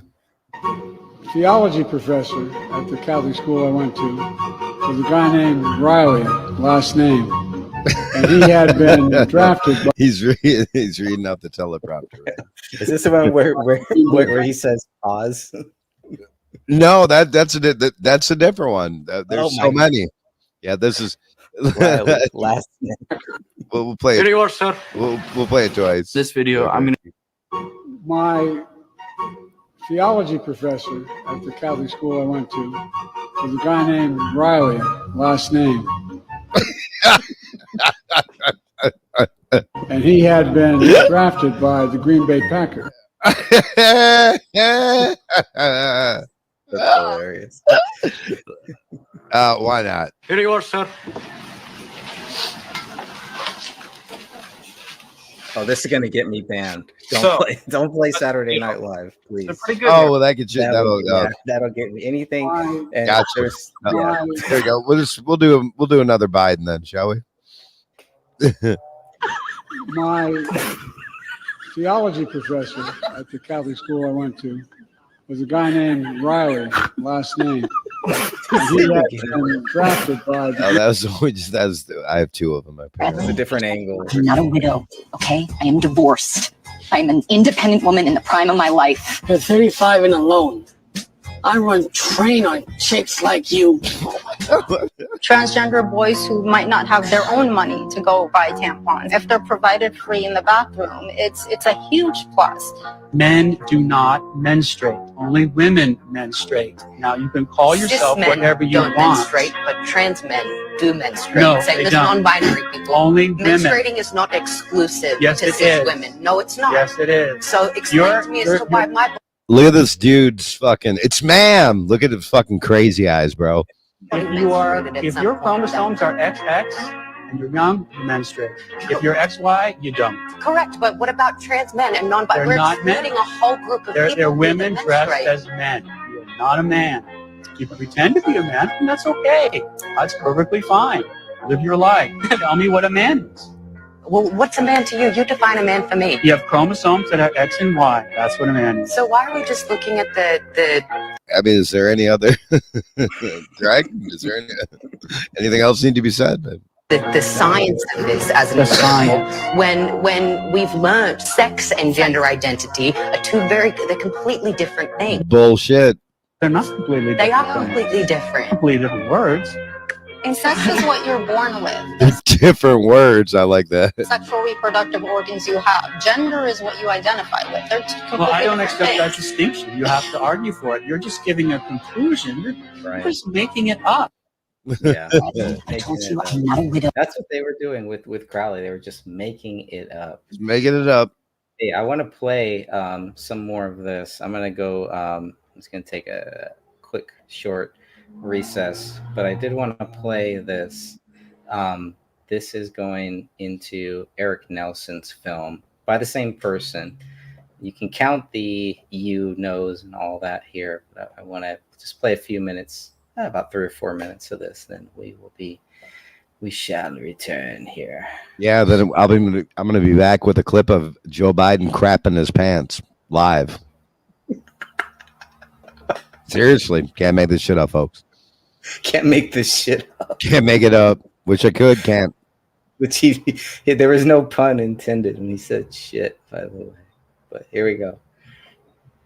Mr. Alam did not speak to any of the family. Sidra was the sole person dealing with everything. Miss Alam was really sick at the time, and they were in Dallas in another hospital. So Sidra basically told Mr. Alam, don't worry about anything. I'll take care of it. You worry about mom. Her husband will take care of the businesses, and she'll handle all of this. So that was what was decided in between all three of those. Do you think that any of that was encouraged by the Gray State team? So I believe when the whole documentary thing happened, I think, yes, I do believe, I think they took advantage of Sidra, her being naive and, wanting to see the good in everyone, which, I mean, even from certain things that had happened and while I was there, I kept telling her, just don't trust everybody. And, it stuck out to me, especially with Mason Hendricks. He really didn't want Mr. Alam on the documentary. He kept pushing for just Sidra. He even told her not to tell Mr. Alam about this documentary. He put her in a position where she was very, she didn't know what to do. But yeah, I definitely think, they kind of liked that they were just dealing with Sidra and not Mr. Alam. Because in all reality, if Mr. Alam had been dealing with all this would have been a whole nother thing. It wouldn't have transpired to all this. It wouldn't have gotten to this, especially with the documentary. Have you seen the documentary? Yes, I have. I have Do seen you have any views you want to share? And, which one? The previous cut or the one that's out there on Netflix? The previous cut. Well,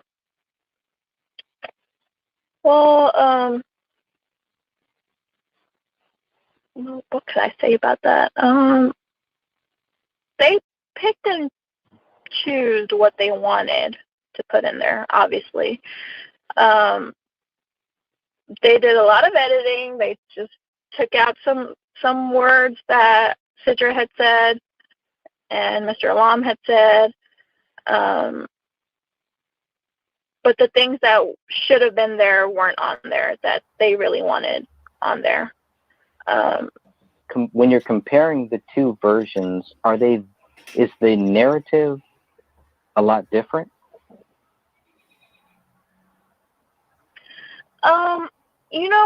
The one thing that stuck out to me on the second one, the official one, they kind of try to make Kamel look crazy, in all honesty, by showing her clip. And you know what the crazy part is?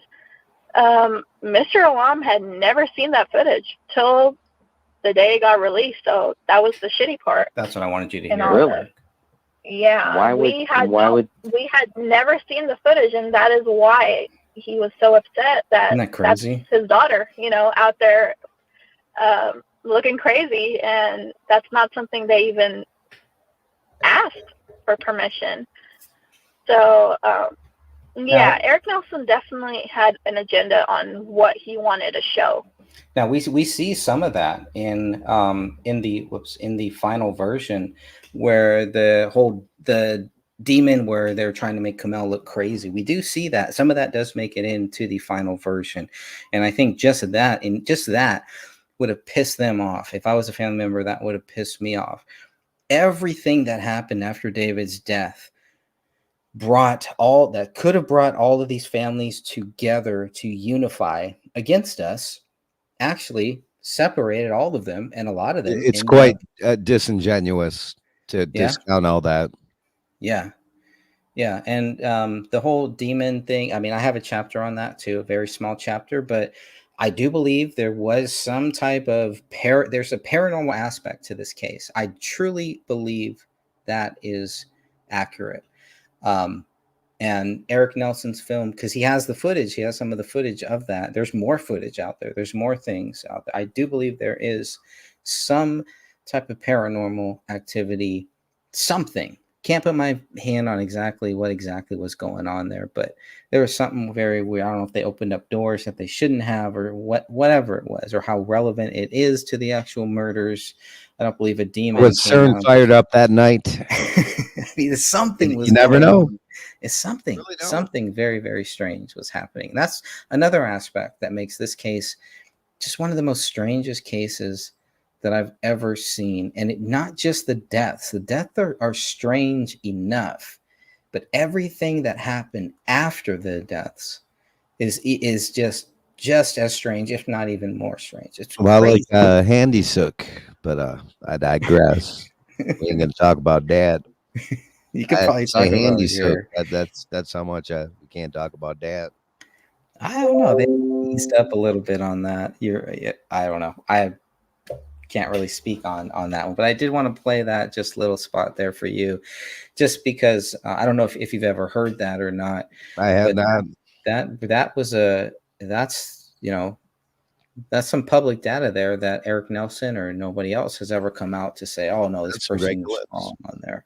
That wasn't in the Netflix documentary, now was it? No, but that's why we wanted. That's the version we want to see. We want to see the uncut version. I mean, remember they came to my mom's house, and because my wife would not let them come to my house, which now I understand. Now I get it. At the time, I was like, yeah, they can come to my house. They can interview me. My wife was like, they ain't coming here. Hell in motherfucking no. Like, hell no. So, but they interviewed me for 1 hour. Mostly wanted me to talk about Shaun Wright, to bash Shaun Wright. That was pretty much all that they want. That's what I felt like. It's all they want. Then they stayed another hour while me and Dan Hinnon did a whole live show. So they had 2 hours there, and they used, not that I felt like they should have used more of my footage or anything like that, but it was just, they spent all this time. I wonder how many other people they actually talked to. I can only imagine how much they talked to Kamel's family, how many hours they spent, how much footage they have. And then to be told, you guys can't use any of this, it just changed Eric Nelson's film, because Eric Nelson's film was supposed to end with Kamel's sister being pregnant, and was supposed to show everything coming full circle, that the 5-year-old daughter died, but at the end, now her sister is pregnant with her own child, right? That's what it was supposed to be. During an apocalypse. During an apocalypse. Because you're talking about there's 2 or 3 different endings, and yes, during an apocalypse, there was symbolism. I'm talking about Eric Nelson's film, just the way that his gray state was supposed to end. Right. It was supposed to end with Kamel's sister. Right. Once they had their footage taken out, they had to switch it, and that's why at the ending you see their dog, the dog that they say ate everybody. They end it with that, as if that's some good thing or whatever.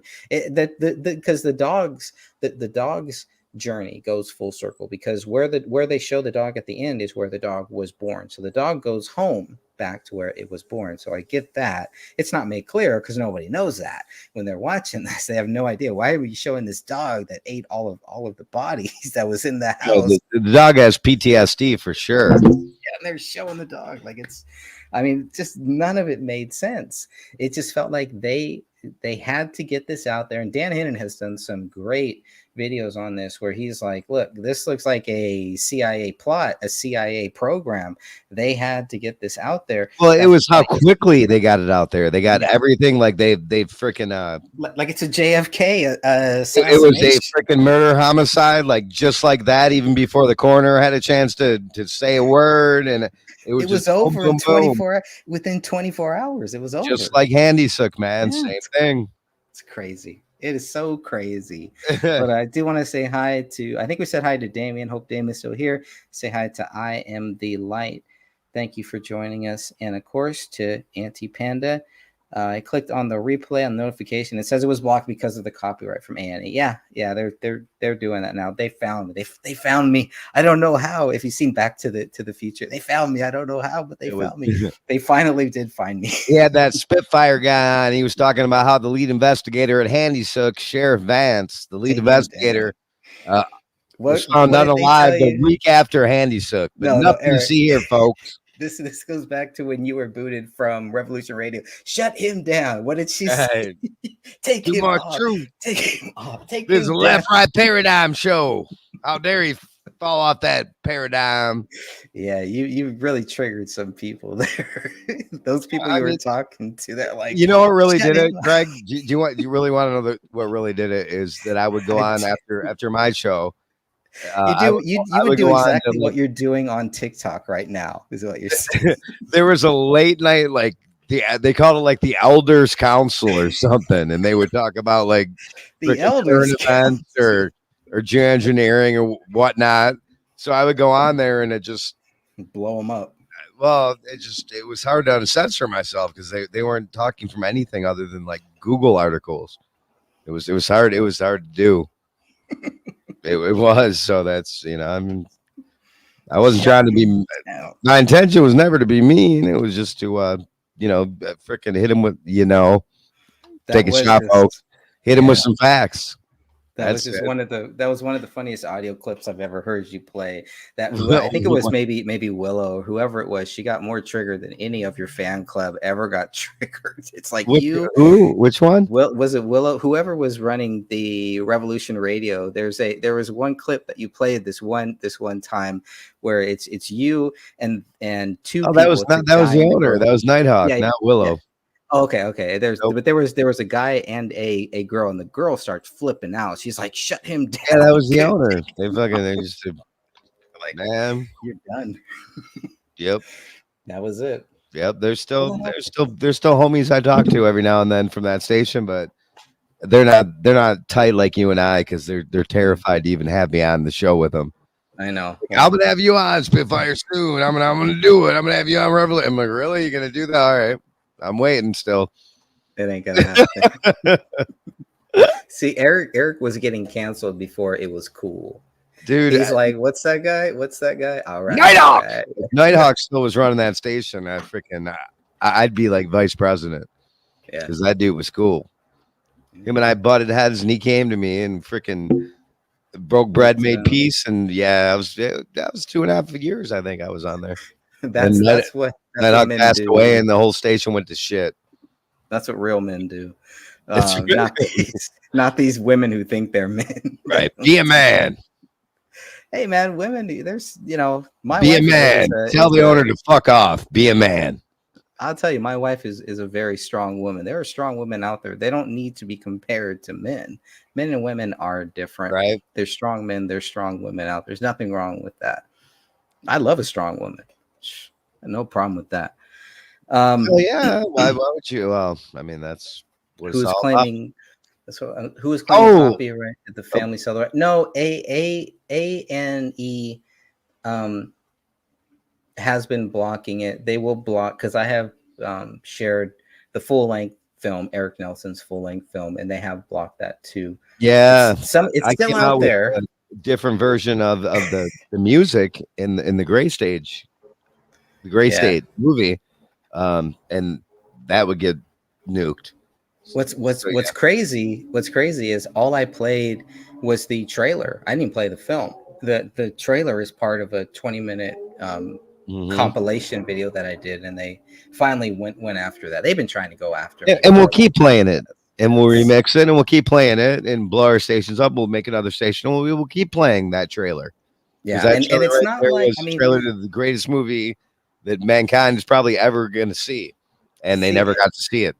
Greatest movie never made. If I would have commented on it and said how great Eric Nelson is and how great his film is, I'll bet you they wouldn't have cared, right? It's only because they know that we're on the other side of this whole thing, right? It makes that film. We're not throwing bread. We're not looking for breadcrumbs. No. Like, what was that movie that came out on Netflix recently? Leave the World Behind. It was like shocking. You haven't seen that? I have not. I don't have Netflix. I'm never going back to Netflix. Just throwing us breadcrumbs of what's coming. Yeah. Oh, really? You haven't seen that? Yeah. It's I'm like done with Netflix. No. Right. I was done with Netflix even before Eric Nelson's film came out. It's like somebody who's maybe just starting to wake up. It's a good film for them. I tell everyone. The EMP and the whole. Yeah. I'm surprised you hadn't heard of that. No. Interesting. Anti-Panda, have you heard of that film? Leave the World Behind. Leave the World Behind. I'm curious to see. But talk about true crime. I mean, this is I guess this is a case that needs to be studied by anyone taking criminal justice. Or I mean, it's such a fascinating case if it's done right. If it's not like, well, this is it. It's like they talk about J6 and they just want to act like Trump said, hey, let's all go and take over the Capitol and we're going to overthrow this, we're going to overthrow that, and that's going to. None of that is true. None of it is true. David Crowley. Here's another one. True crime stations, they won't touch it, much like Handy Sook and Latamanza. I urge you to search out David Crowley, or because I mean it was a horrific, supposed as they said, unaliving of people and murder suicide. Why wouldn't have true crime stations pick that up, or Adam Lanza or Handy Sook either? Mm-hmm. They don't do it. They can't. You know why? Because there's no proof that Latamanza, my bad, YouTube. Could say it here. Yeah, I just don't want to freaking mess up your station, man. But I don't there's have no any proof strikes. that this person existed. There's 3 pictures of this kid up until he's the age of freaking 15, folks. He's only 50 pounds in his wet. Never existed. But anyway, that's why wouldn't you do a true crime thing about Handy Sook? None of these stations. None of them will touch it. You know why? Because they know. That's why. After what happened to Jones, yeah, exactly. And Catherine Michelle, if you're listening, or when you listen to this, why are none of these true crime stations touching? Here's the answer right here. Or David Crowley. Here's Neither. the answer. They'd be great ones to put out. Crazy conspiracy theorist murders himself and his freaking daughter and his wife, and he was making a crazy conspiracy theorist movie. Well, it's like why wouldn't they talk about it and wrote Allah Akbar? Yeah, right. That's really David would really do that. He read Allah Akbar. Yeah, they won't talk about it because that makes perfect sense. It's not an open shut case. It's not something that they can wrap up into a 1-hour show. You can't. And if you try to, you're going to fail. And if you try to ask, okay, what really happened? Can you sum up this case for me? Yeah, I'll sum it up for you really easy. David's innocent. That's how you sum it up. He didn't do it. If you want to sum it up any other way, it ain't gonna happen. Because they don't want to end up like David. That's why they are all lying. I love Greg Gutfield, by the way. He's funny. Yep. So did Biden grab his pants? Well, let's find out, folks. I'm gonna say no. Special edition of Pooh Detective. On Pooh Detective, did Joe Biden crap his pants? A video from February is making the rounds online where he suddenly stops, plants his feet firmly on the ground, and holds a stance reminiscent of someone who just dropped a bomb in his box. Here it is in slow motion. Notice the slight bending of the knees and the distressed look on his face. And it begs the question, did he crap his pants? Guy, I am the Pooh Detective, but I yield my time to you. Does that look like a man who has soiled his drawers? By the way, this is going to be... Or in the video. Look, I don't know. It does seem possible. Why did it take so long for people to sort of find this video? You know, we've been looking for it. This is considered the Zapruder tape of your pants. There might be, Cyrus, there might be a second pooper. Well, like I said, in the grassy guy on this one, we're like, huh? Why me? But, to be fair, his wife is 10 feet away for some reason. The security guy's another 15 feet back, which would basically himself. But they probably heard it. That's what sold me too. That's what sold me too. Is you actually see his wife look, and then she says nope and turns away. So I'm confident, and I feel comfortable saying yes. I think, and you've been 9 times out of 10 accurate in predicting poot crapping. You know, I really don't get enough credit for it. Yes. I'm gonna say no. Expert. You're an expert at it. Chapter 5. Expert. All right, Fela, what say you? First of all, I love that this is the Zapruder film. Does that make the background the assy knoll? Here it is.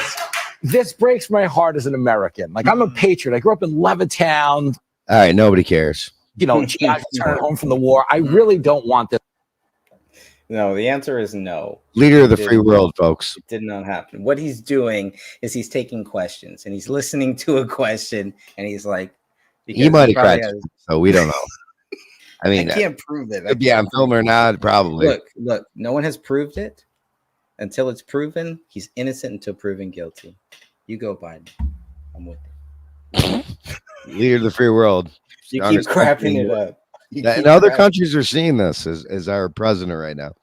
This is who's running our country.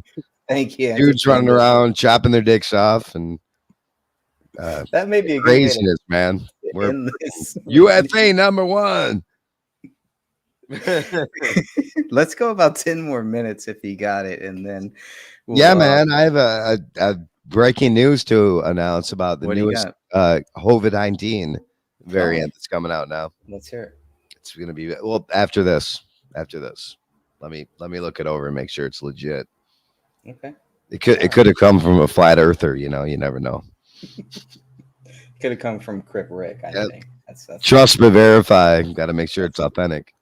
all right. Well, I will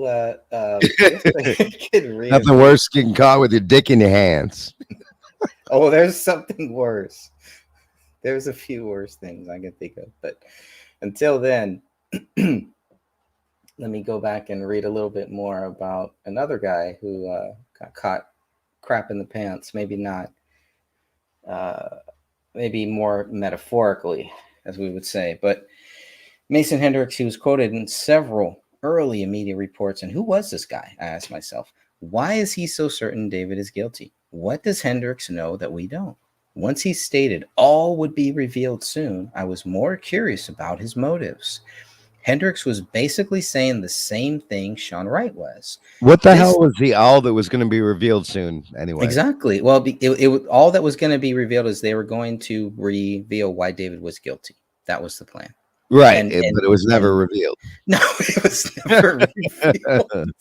It all will be revealed soon. All in time. Well, see, the reason why it wasn't revealed, Eric, is because we didn't play ball with them. We didn't play nice. So we don't get the good news. Ha ha, na na na na na. You don't get to know what happened because you didn't do what we wanted you to. And guess what? To all the dummies that did do what they wanted them to, you guys are sitting on your ass right now, looking like a bunch of idiots because you trusted these guys and they screwed the pooch again. And you guys knew better. You knew better. All these truth seekers, all these people who were so involved with the Gray State Project, all these people who knew David, who talked to David, who had communicated with him, and they turned their back on him. They shut their mouths because these idiots told you to. That's what happened. It's true. That is And exactly people what who happened. didn't even know him personally are trying to get it out there. Yeah, and Coward. they're like, well, how do you guys know? You guys don't know. And it's like, well, if we Coward. have the evidence, you guys do too. You guys know more than us. If David had to do again, he would have surrounded himself and this film and the actors and anything that was a key component of this film.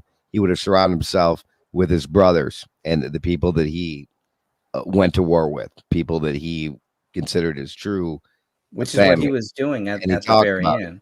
Right at the very end, right, very right end. at the very end. Yep. That's exactly what he was doing. Yeah, we're still on, my brother. We're still here.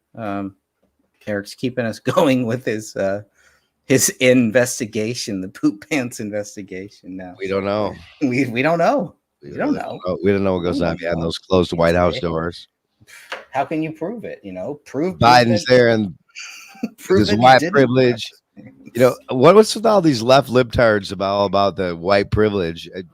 The president is freaking white, but you're all left and libtard and go Biden, but he's doesn't. Well, it's crazy. A lot of these black people who talk about white privilege, you look at who they're married to, and they're white people. Right. I mean, if there's not a freaking better explanation of what white privilege is, that would be Biden. But they don't see that. They're voting for him.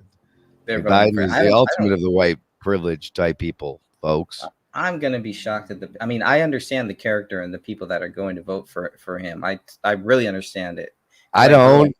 I grew up with it. You grew up with it. I don't believe anybody above 100 IQ would vote for Biden. It's hard for me to even. Can you Yeah. fathom yourself? I mean, it's just that's. No, but I never would. But I never would. But You're officially these- cuckoo, man. If you're voting for Biden, I'm You riding got it. with Biden. They've been riding. They've been riding for sure. Yeah, ask his daughter who talked about not even wanting to shower when he was home about that. But I digress. That's a conspiracy theory. Prove it. Allegedly, which it's Prove not it. alleged. Gad. Okay. So this looked like damage control, and I did not understand their motive. Now, later, I understood clearly when I realized Mason Hendricks and Sean Wright were heavily involved in a documentary which aimed to put the final nail in David's coffin, which is Eric Nelson's A Gray State film, The Sloppymentary. But at that time, in 2015, I wanted to give Mason Hendricks and Sean Wright the opportunity to help us all understand why David Crowley was guilty. I don't regret my decision. That decision eventually helped me see how insincere both Hendricks and Wright were, whatever you want to say. Both had lied to me several times. I don't mind people disagreeing with me, but I have no respect for people who lie and won't admit it. Eric, you've had some issues with some liars in your life. How many chances do they get? Yeah, I've never had any issues with any liars. You never known a liar. You're a liar. You're a liar for saying I know liars. Yeah. Right? Gotcha. All right. So here's one of the first posts I saw written by Mason Hendricks. I can tell you all this. David did it for certain. The father is meeting with the police this week, and my friend Sean Wright and Danny and Adam will be getting more info. David did this. That is 100% certain. Now, remember, this is 2015. This is before the police reports or anything like that ever came out. He's 100% certain. He's not even saying he's 100% certain. Not even the old 99.9, 100. 99. Even the DNA results are 99.9999999. This guy's 100. He's 100% here. Yeah. A narcissist. It was not, and by the way, I can call Mason Hendricks a narcissist because he has called himself a narcissist. All right.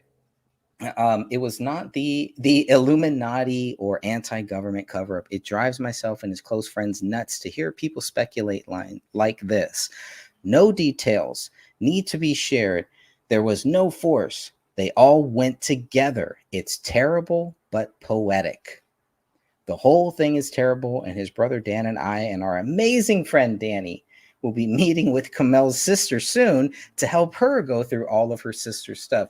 And they tried to convince Kamel's sister of all of this shit, which she bought for a time. But she eventually woke up to what these guys were doing too and realized these guys are full of shit. They shit their pants. And they tried to take that shit and put it in other people's pants. And thankfully, it did not work with a lot of people.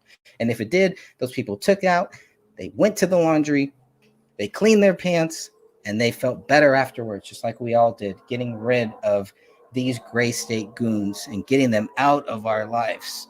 And just when I thought I was out, they pulled me right back in. Well, we'll see what happens here. Look at what Hendricks is stating. He is claiming 100% David is guilty. That was not true then, and it is not true now. Even the police reports will show you there is no 100% that David Crowley is guilty. If the police do not believe 100%, how are these guys going to say it is 100%? They are going against what the police say. The police say this case is exceptionally clear. That's it. It is not saying David is 100% guilty. They don't even say David is 50%, 90%. They don't give a percentage.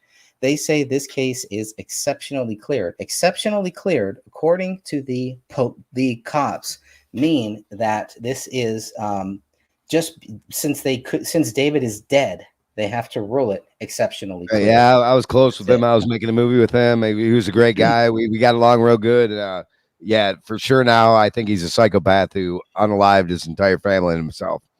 But up until a few weeks before that, he was a great guy. I was making a movie with him, and we were brothers. Yeah. Get the hell out of here. Ridiculous. What's up, Solentium? Glad to have you here. AI 404. Welcome. I'll go a few more minutes here Yeah, I And, dropped the link in Awesome, a thank couple you. different chat rooms just for people who might be Appreciate interested about David Crowley and Greg's new book coming out. coming out. Who knows when? Because I got to finish my Kennedy and Trump book. We know that one's not going to be done until 2025. But You've what already got 2 chapters written yeah, we got by me and Catherine. it's So moving, yeah, it's moving on here, and why don't you just throw this in there and call it a book? we could. I need. You know what somebody- Jeff Hayes was doing? He was doing urgent status updates. So he doesn't count those as books, but he did 3 of those. Yeah, of just urgent. Something to think about.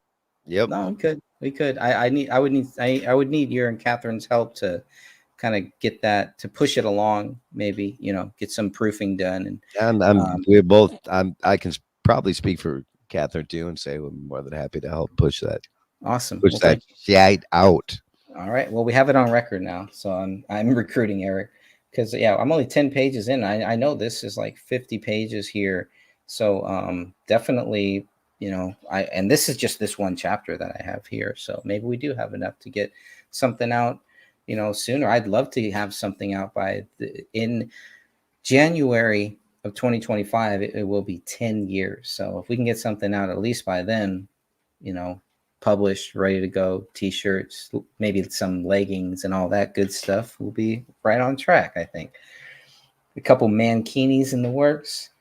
So he says, after stating all would be revealed, Hendricks changed his mind, stating no details will be shared. So this is where the contradictions, the constant contradictions with these guys, where they're saying, look, all will be revealed, but then in the same sentence, like no details will be shared. So they're going to reveal, what they're going to reveal is what they want to reveal, but they're not going to give you the details that will prove David Crowley right. guilty. We knew that then. We know that now. They don't have it. That's why they don't talk about this case. You know what they did give details about, though? What's that? Oh, come on, man. Here comes the punchline. I don't. They give extreme details about this dude named Trump, and he incited an erection, apparently. You want details? We got details, folks. Let's talk about the fact that President Trump. That's a fact here. Well, we're gonna find out. Trump incited an erection. Talk about the fact that President Trump incited an erection. His various cases of, he's got charges of inciting an erection. Donald John Trump incited the erection. They didn't like Donald Trump. They said he participated in an erection. I always call it massive. Sometimes. Now you had a couple different clips too. I need to get those from you so I can make. This. Yeah. You had 2 clips I think that I didn't have. That's 4. That's 4 separate instances of Donald Trump inciting erections, and you had 2. I was convinced that was fake. I was convinced that was some AI. That was really, and you got 2 more. That's 6 times. It's real. Yeah, it's all real. Trump's inciting an erection. Careless Whisper. That's the name. I've been trying to figure out what the name of that song was. Careless Whisper. Now, was that by Wham or is that a George Michael? I can't remember. Is that? I'm going to say that's George Michael. But if it's Wham, that's pretty cool. Before George Michael. George. Okay, cool. See, I knew it. I didn't know anything. But which book do you have? The Gray Stage. I'm assuming it's probably the one that you got there. It is free. It's a free digital PDF too. So if anybody does want that, please feel free. It is out there. All right. We're going to go about 5 minutes. I'm going to keep this to about 2 hours. So we got about 5 minutes left on my clock here.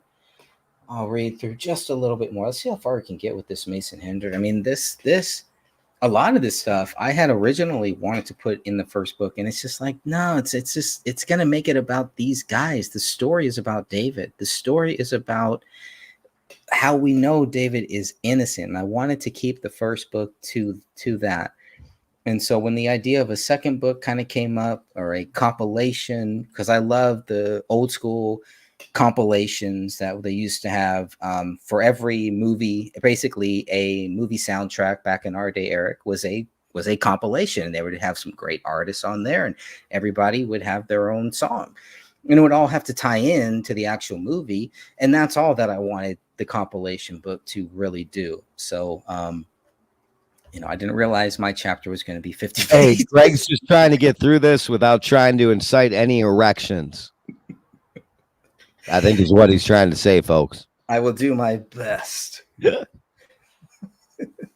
Or is he trying to incite erection? Is he? Chicka bow, chicka bow bow, chicka bow bow. It's all in the eye of the beholder, I guess, right? Chicka bow bow bow bow bow bow. Chicka bow bow.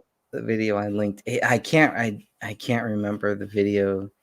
The video you linked ages ago. Give me some hints, or give me something to believe in there. Throw me some hints. Maybe it'll come back to me. My memory is bad. I've been eating too much lead paint, too many, what is it? Paint chips.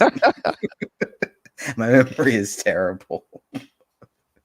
It all comes back when I start sipping wine, though. So all of a sudden, everything comes back. It's nature's healing effect here.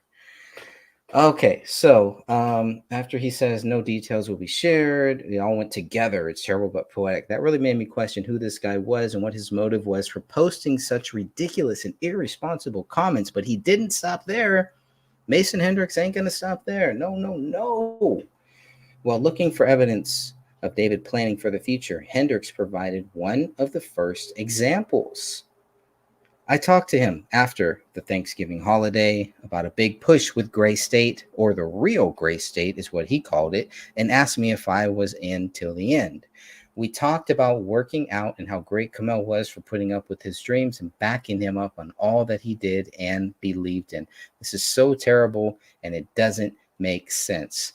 This is almost like this guy has a split personality or something, because he's talking out of both sides of his ass. He's got two assholes or something here, because he's saying one thing here that leads you to think, okay, David did it and everything, and there was a pact. And then on the other hand here, he's clearly saying David Crowley was planning for the future. So when we talk about David, there's evidence of David Crowley planning for the future. Even the people that believe David Crowley is a child killer, a wife killer, a domestic abuser, and a coward for committing suicide, this guy thinks that David Crowley was planning for the future. And that's why they had to go with the theory that David Crowley snapped. But then they go with the theory that there was a pact. So you can't have it both ways. You can't say David Crowley snapped and went to a dark place and also say that there was also a pact. A pact is something that has to be planned out. You don't snap and do a pact. It's totally ridiculous stuff. So at some point here, and I'm sure this is going to come up in the book later on, at some point I realized this guy may be just feeding me shit so I don't look at the facts of this case. And that's what I did not want to do in the first book. I did not want to fall into that trap where I put in all of this information, which is like gossip, right? This is more rumor, this is more gossip. So this is more the juicy stuff that we may want to read about or think about, but it has no bearing. If we're in a court of law, none of this stuff is anything that the judge is going to want to hear, that the jury is going to want to hear. That's what I put in the first book. What would the jury want to hear? Because David is never going to get his day on trial, right? He's never going to get his day in court. He is guilty until proven actually innocent. When in this country, in the greatest country ever on God's green earth, you are innocent until proven guilty. And it's up to people like us to make sure that that stays true. However we can. Posting on Facebook, talking about this case, writing books, doing videos, just sharing thoughts about it. Whatever you do, whatever you are doing to help show that David Crowley is innocent until proven guilty, those are victories. We have small victories. We win the battles. And by winning these small battles, we have already won this war, because they will never be able to prove David Crowley guilty. Therefore, he is innocent. All they want us to do is to shut up and stop talking about this. And with that said, I will be ending this stream here, but I do want to give the final word here to my good brother, Eric Spitfire Wilkins. Well, thanks for having me on. As always, Greg and I, well, Greg is basically the only person I broadcast with because I enjoy it. And we get out some facts about some important shit. So I found a mixture of David Crowley movie and music that won't get you flagged. I don't think. So I'm going to bring us out with that. Bring it out. Yep, let's find out.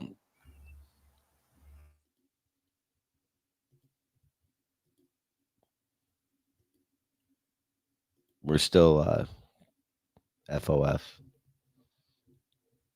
Fuck around and find out. We're fo-foing around.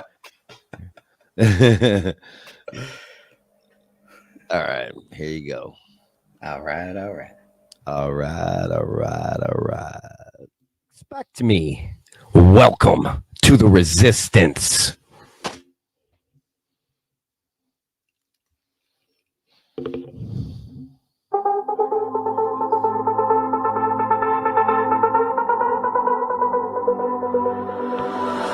If I'm drifting, say that you will be there. Hope you listen, say your name as my prayer. In the deep end, head above to breathe air. If I'm drifting, say that you will be there. If I'm drifting, say that you will be there. Hope you listen, say your name as my prayer. In the deep end, head above to breathe air. If I'm drifting, say that you will be there.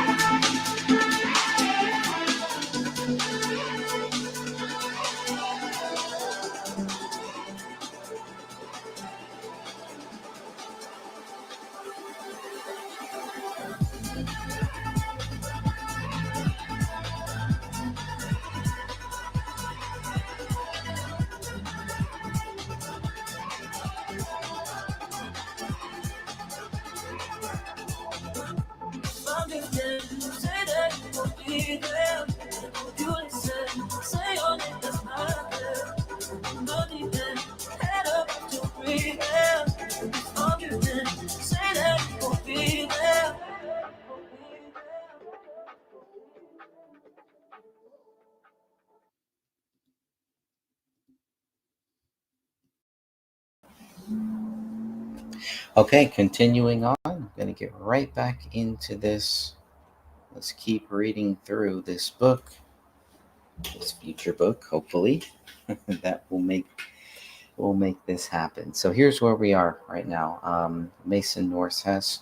I talked to him after Thanksgiving holiday about a big push with Gray State, or the real Gray State is what he called it, the real Gray State. Now that's very interesting, where you have David Crowley calling this the real Gray State, not just, the Gray State that we've been working on. No, he's talking about the real Gray State, which is apparently something completely different than what the Gray State was, as it's changing, as it's evolving, right? So let's keep reading on.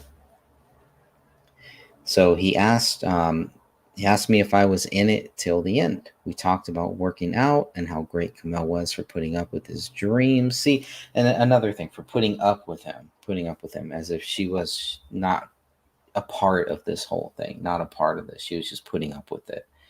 And that's what he wants to make it sound like. She was just putting up with it. And let's see. And backing him on all he did and believe in. Yeah, she backed him up. This is so terrible, and it doesn't make any sense. Again, that was pretty soon after these deaths. So in late November or early December of 2014, according to Hendricks, David was still planning a big push for the real Gray State with Kamel's support. None of that lined up with the official theory. There would be many contradictions to follow. The more contradictions I found in his statements, the more I kept asking myself, who is Mason Hendricks? And why is he so certain David is guilty just days after his body was found? Then we have the message between Hendricks and Dan Hinnon. We should look at some of the claims Hendricks made during the conversation. Then you can decide if you think he is a credible source of information. So I will, let's go through some of that here. This is from 4/4/2015. Mason Hendricks commenting back and forth with Dan Hinnon.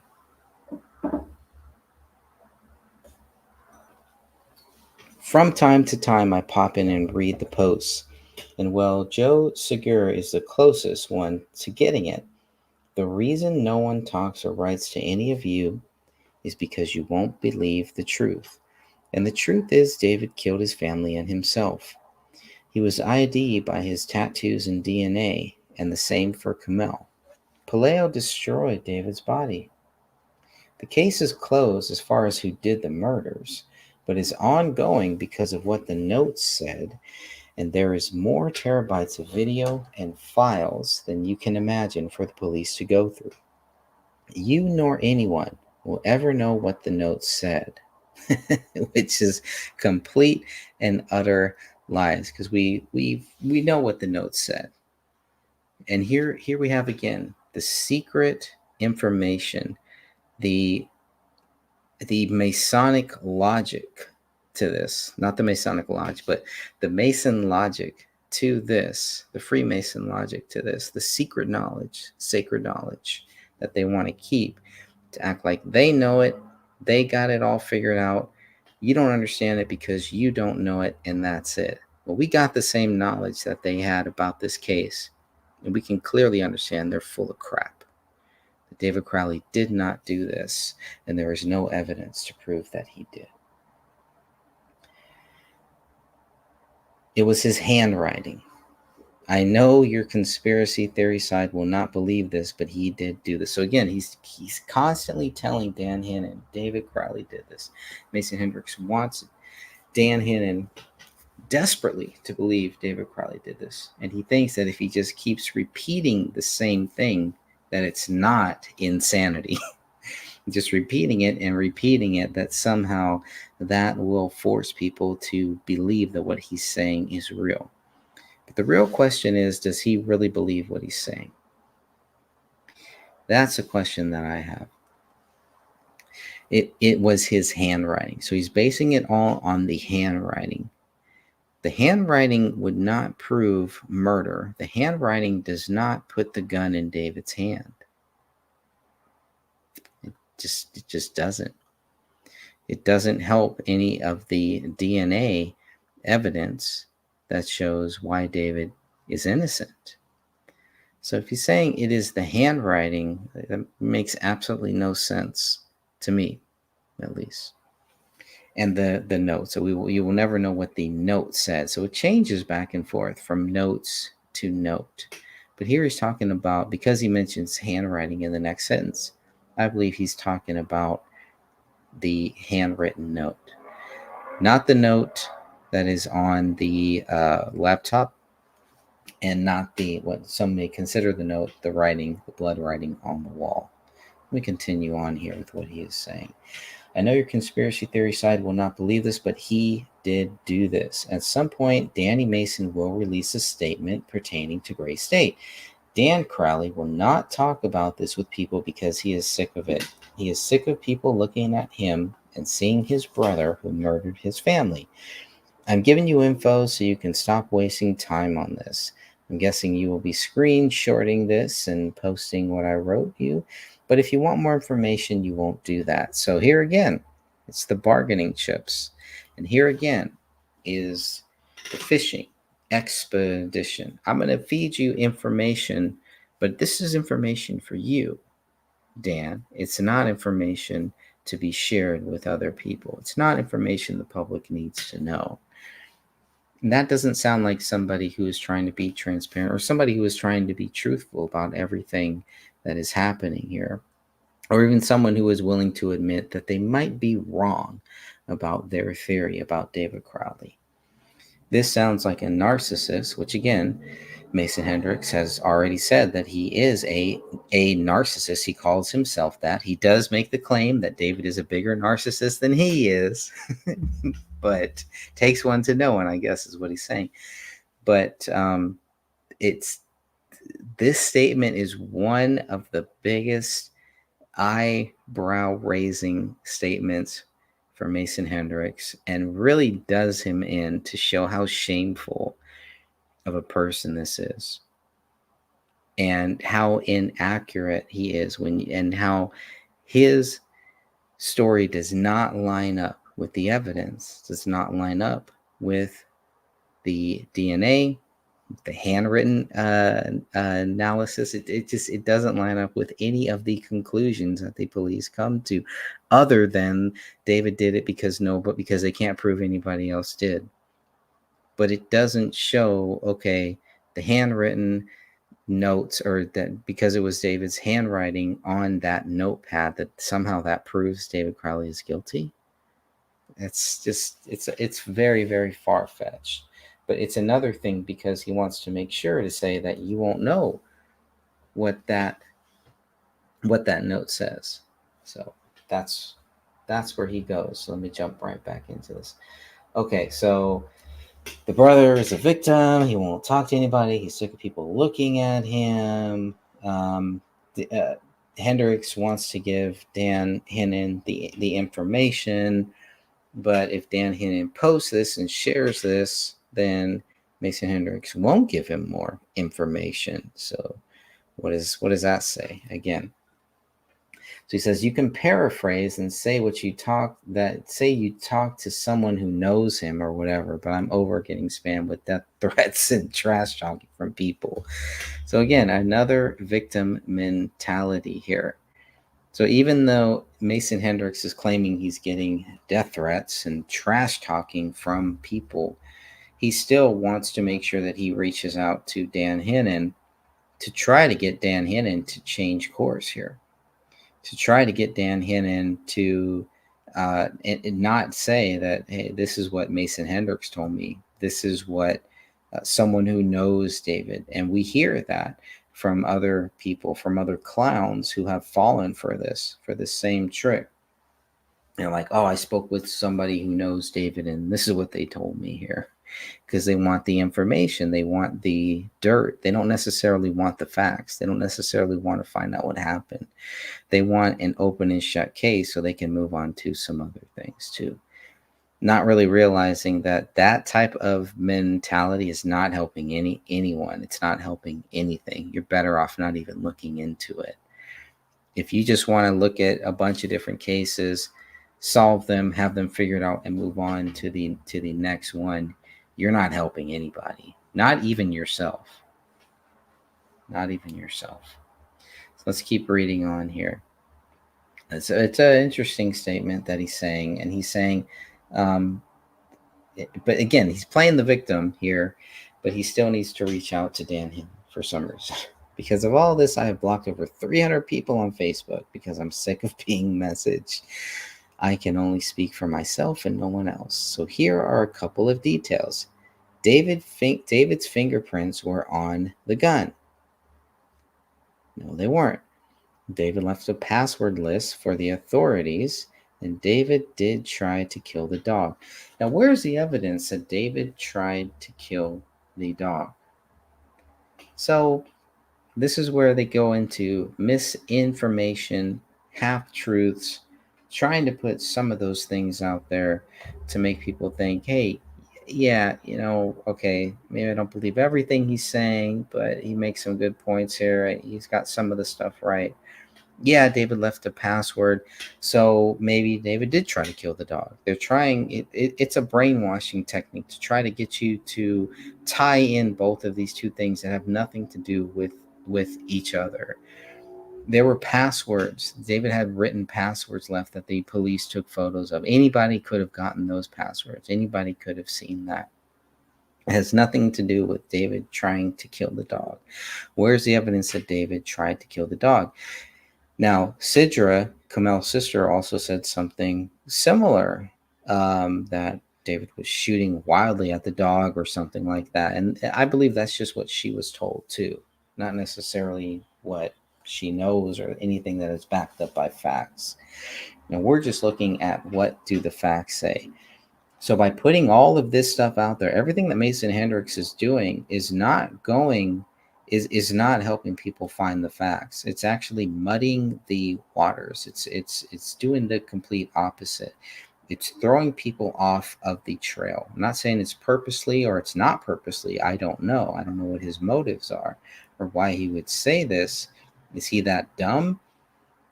Is he just repeating things that other people told him? Or is he purposely doing this? I can't say. Only he and God know for sure. But we know what he said here, and we know that this stuff is not true.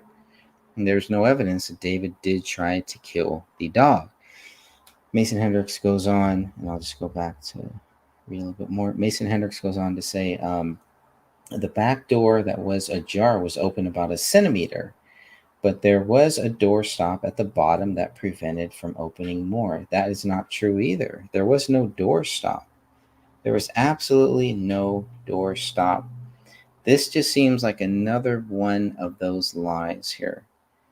And of course, I don't even know if I should be reading this whole thing just because the next few paragraphs are pretty much all about that. So he's saying there was a door stop here, and there were no footprints in the snow in the back of the house or deck. What police did say in their police reports, however, I should say, is that they did find animal tracking. They did find animal tracks.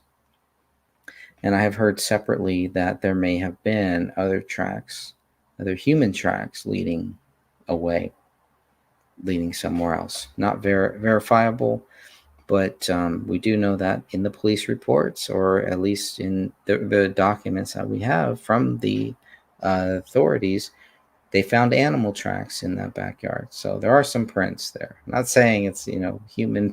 I'm just saying there were some other tracks there, but it's possible Mason Hendricks didn't even know about that too. So I believe it's possible he doesn't really know a lot of what he's talking about. He may just be speaking out of his ass. Who knows? So he says it happened between 9 a.m. and 11 Christmas Day morning, police believe. Now, again, what is this based on? This is the guy who is not mentioned in any police reports, but seems to claim to know so much about the police and about the investigation, what the police think. He's trying to speak for them. And so it comes back to how much did this guy know, and where are the interviews with Mason Hendricks? Where are the police interviews with Mason Hendricks? Someone said they saw presence, but there was no presence. David left a note on his computer. Now, I think Mason Hendricks is talking about the presence inside, not outside. Obviously, we all know there were presence outside. But someone said they saw presence. I think he's talking about presence inside, which the teapot, that big teapot that is found on the glass table in the living room, does look like a present. We know that there were stockings that looked like they were probably being taken down. There was wrapping paper found in the kitchen garbage. And any of those things, the lemur that was ripped to shreds all over the living room floor, that could have been a present, a Christmas present. So there is evidence that there were Christmas presents there inside of the house. We know for a fact that there were some outside of the house. But it's, we could argue with that, but I would say that there's some good evidence that there were some Christmas presents inside of the house too. We'll see.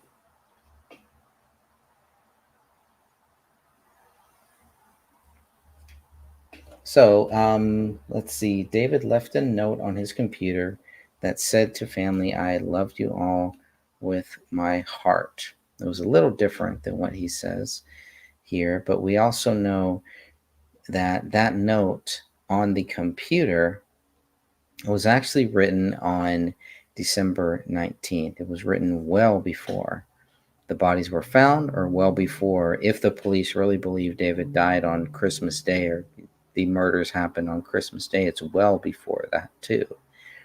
Christmas Day would have been December 25th. If this was written, and we know based on the data that this was written, I forget if it was December 18th or December 19th, but "I have loved you all with all of my heart" was written in this note that was just conveniently there. That is a big, big deal.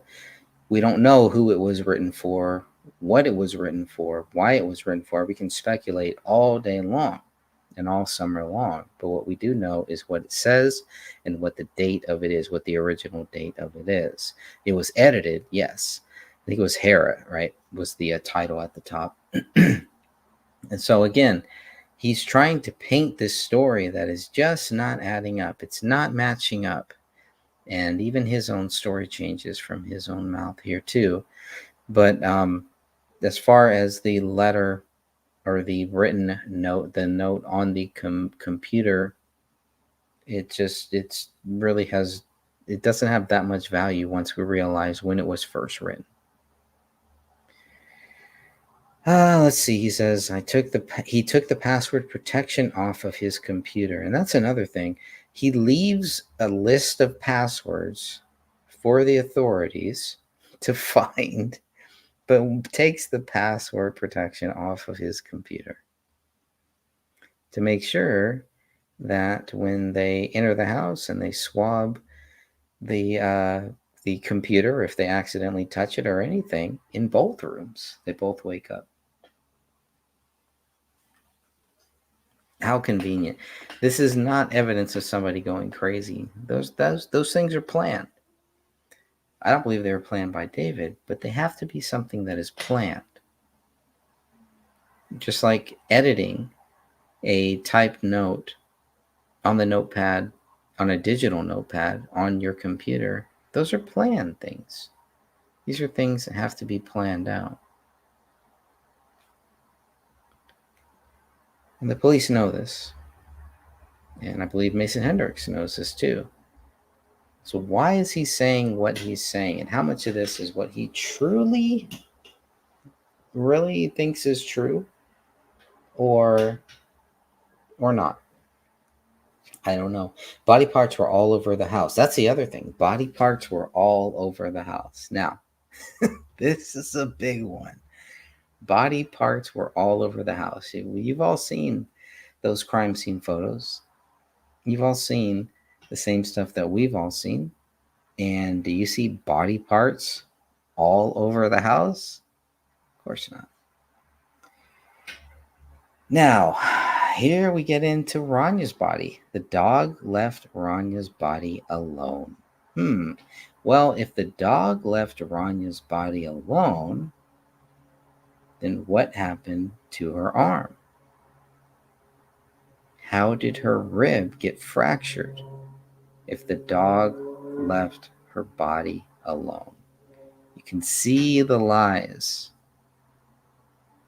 the misinformation, whatever you want to call it. This guy is full of shit. I don't know if he's purposely lying or if he is just full of shit and he doesn't know what he's talking about. Either way, this is not good. This is not helping the investigators in the investigation.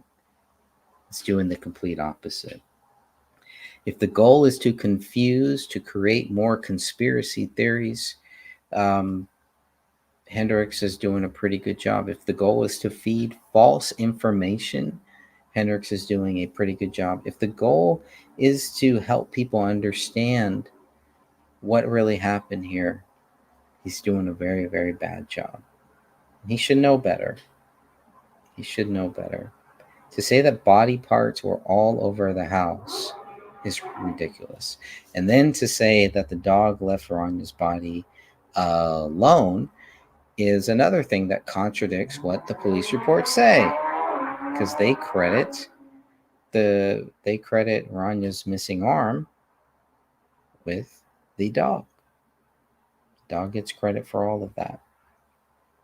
And then there's rips in her clothing. There's weird things happening with her clothing. And so he discounts all of that, pretty much saying the dog didn't do any of that either. Well, then who did?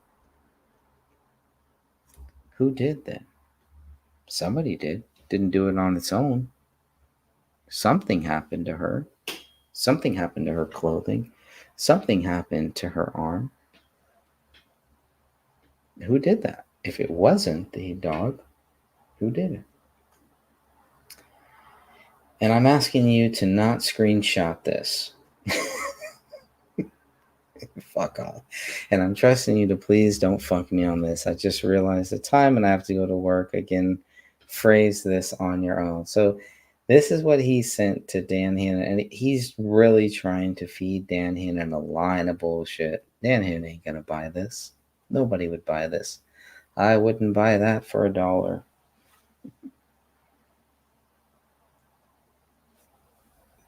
All right. So everything that you're going to read, everything that we're reading here is pretty much all just backing that up. It's all the same stuff. The same drama, same bat channel. So I will try to read. I will read it just because it's what's in the book. So even though I just pretty much probably paraphrased and probably just read it all. You nor anyone will ever know what the note said, Hendricks wrote to Dan Hannon. Thankfully, Hendricks was wrong again. But I thought it was a weird statement to make. Hendricks also claimed it was David's handwriting, but we know handwriting analysis was never done. So how can we know for sure? How can we know for sure? Just give me 1 second here.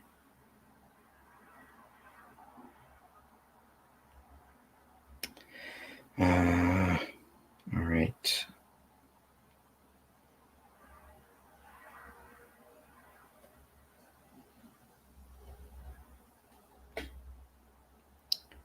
Okay.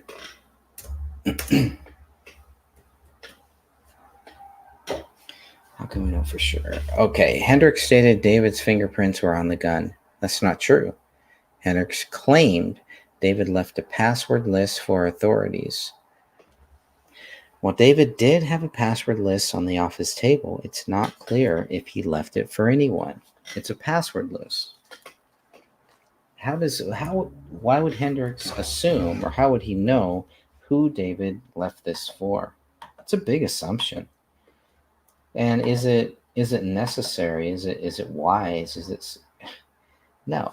The answer is no. Hendricks also believed David tried to kill the dog. That's just more speculation.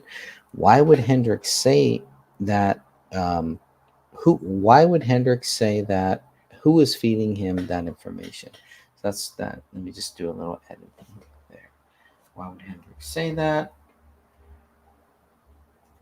Who was feeding him that information? Hendricks claimed there was a door stop on the bottom of the rear slider that prevented the door from opening more. That was not true. That was another thing that just was not true. Oh, how many times is this guy just not going to be true?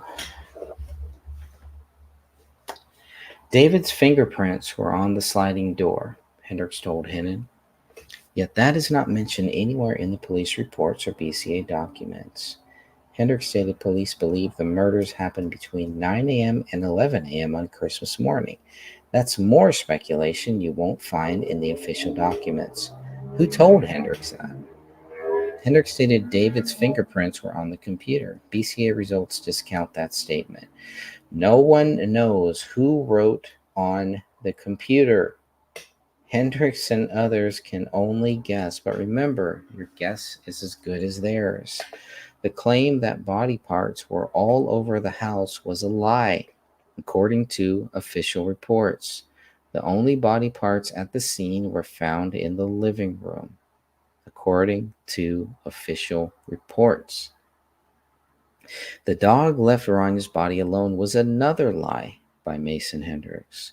By that time, April 4th, 2015, Hendricks had to know about Rania's missing right arm, which was being blamed on the family dog, Paleo. I say Paleo, but it's Paleo. It is also strange that Hendricks did not want Dan Hennon to share the post quote for quote. Why not? Wouldn't that be more accurate than paraphrasing? Why would Hendricks make these accusations and then not stand by his word? I do not condone anyone contacting Mason Hendricks with death threats, but I must question if that was real too.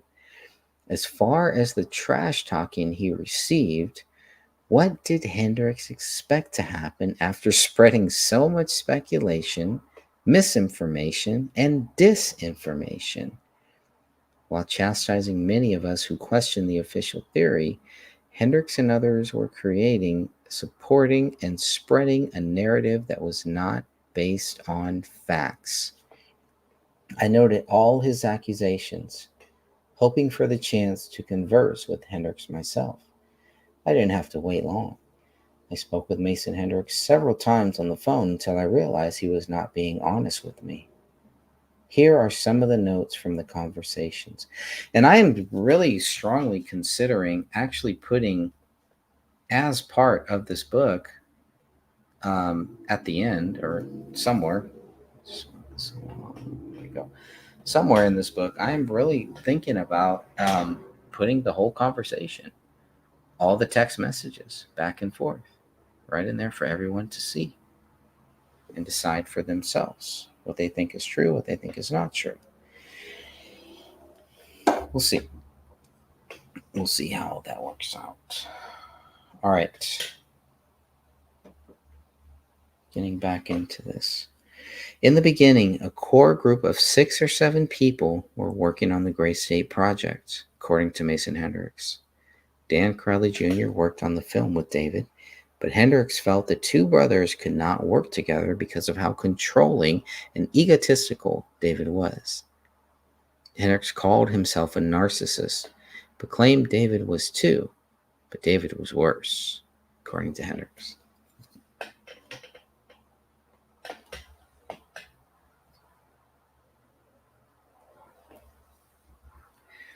Mason Hendricks met Danny Mason during a bullet exchange weapon training session.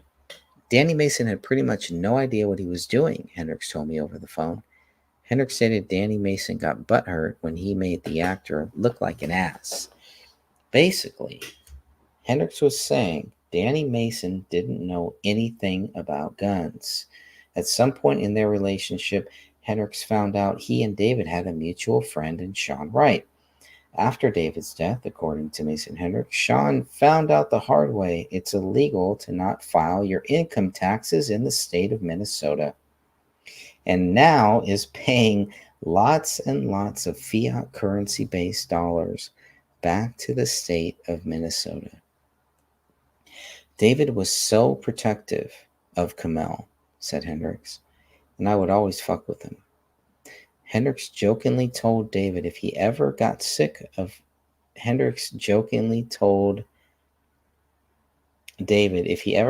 Kamel, he would gladly step in and take his place. Hendricks also joked around with Kamel about a possible relationship. Kamel, are you sick of David yet? Hendricks asked. Are you sick of this scrawny little man? Whenever you want to hang out with a real man, Kamel, you let me know. Hendricks was always messing around with David like that.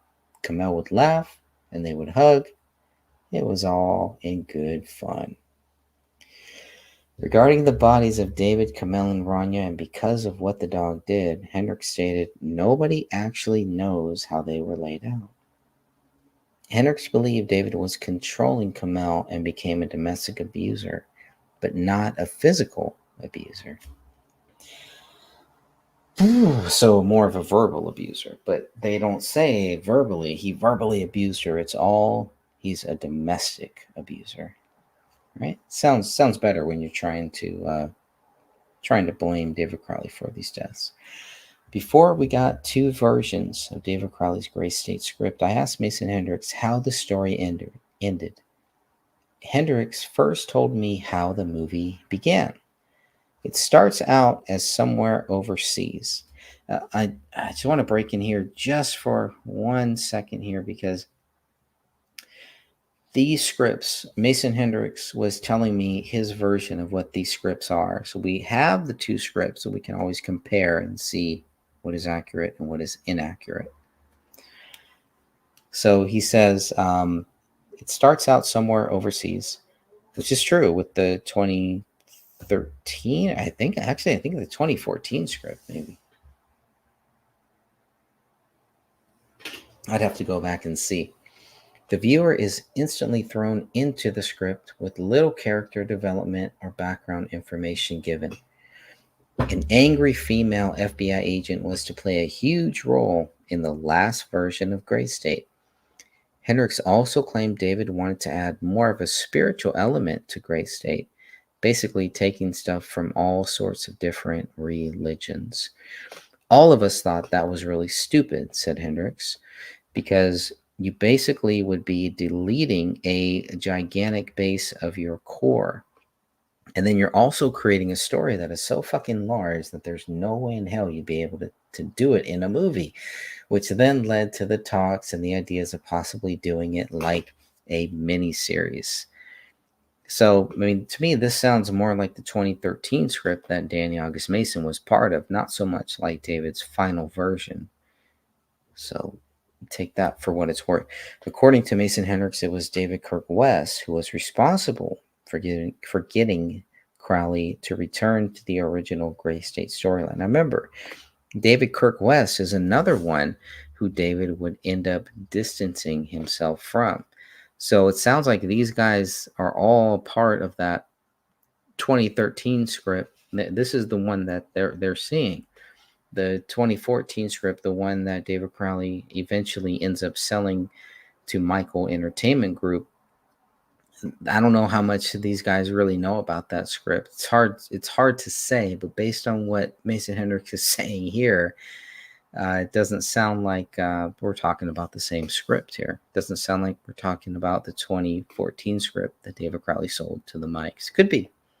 Just doesn't sound like it to me. It sounds closer to the 2013 script that Danny August Mason was still a part of, which is more spiritual and more out there and more in line. If you look at the ending of that 2013 script, it does seem like it sets up more of a mini-series and video games. It sets up things, whereas the 2014 script has more of a conclusion, not a definite conclusion. Obviously, you always want to leave any good writer wants to leave the door open for future projects.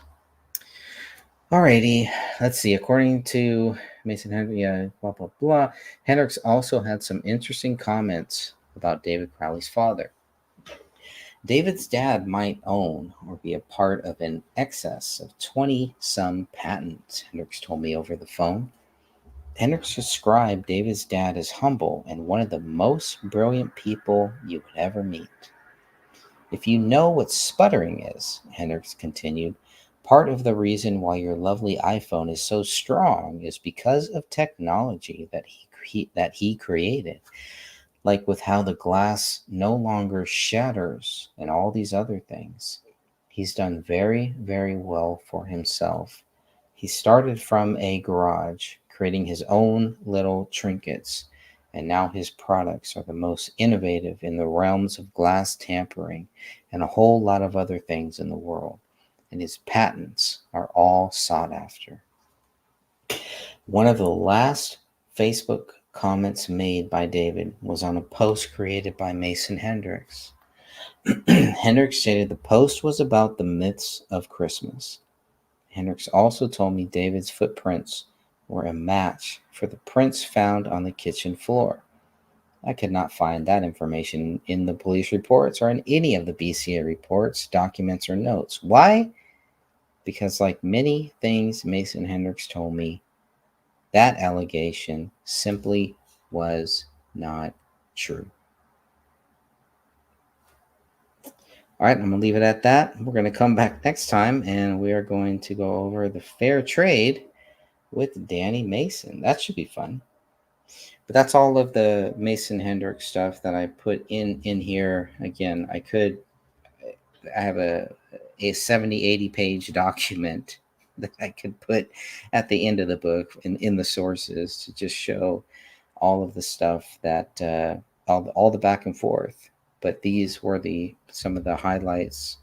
Really, no, these aren't really the highlights. These are from the phone conversations. I don't know how much I really included here from the text messages.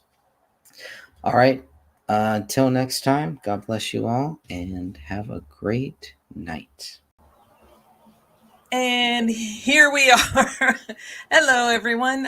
I decided that I would do a whole new section on here because the Crowley case, it seems to be winding down, although we're not walking away. So I decided I would start reviewing books. I read a lot of books. And so I sat there and I thought about it. And I really think the perfect way to segue into this whole new section is to invite Greg on. And thank you so much, Greg, for joining. He's not feeling so good today, so really double thank you. No problem. To go over his book, The Gray Stage, because as you know, that has to do with the Crowley case. And I would really like to hear from Greg's own mouth what got him started, why he decided to write the book, how he heard about this. And I know he has said this multiple times, but just in case there are any new viewers, we want it to come straight from the horse's mouth. So Greg, again, thank you so much for being here. And I'm sorry you don't feel well. That's okay.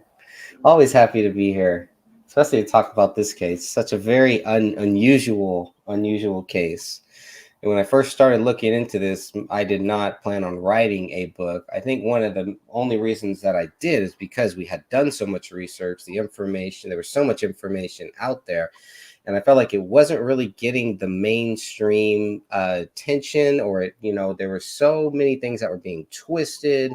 There were so many different views on this, even among all of us great people. And I thought, you know what, I really want to try to take as much of just the factual data about the case and try to put it into one small, concise book. The book is about 200 pages, if that, I think. And that's if you count, the title pages for each chapter, if you count sources, et cetera, et cetera. If you count all of that, it's probably still about 204.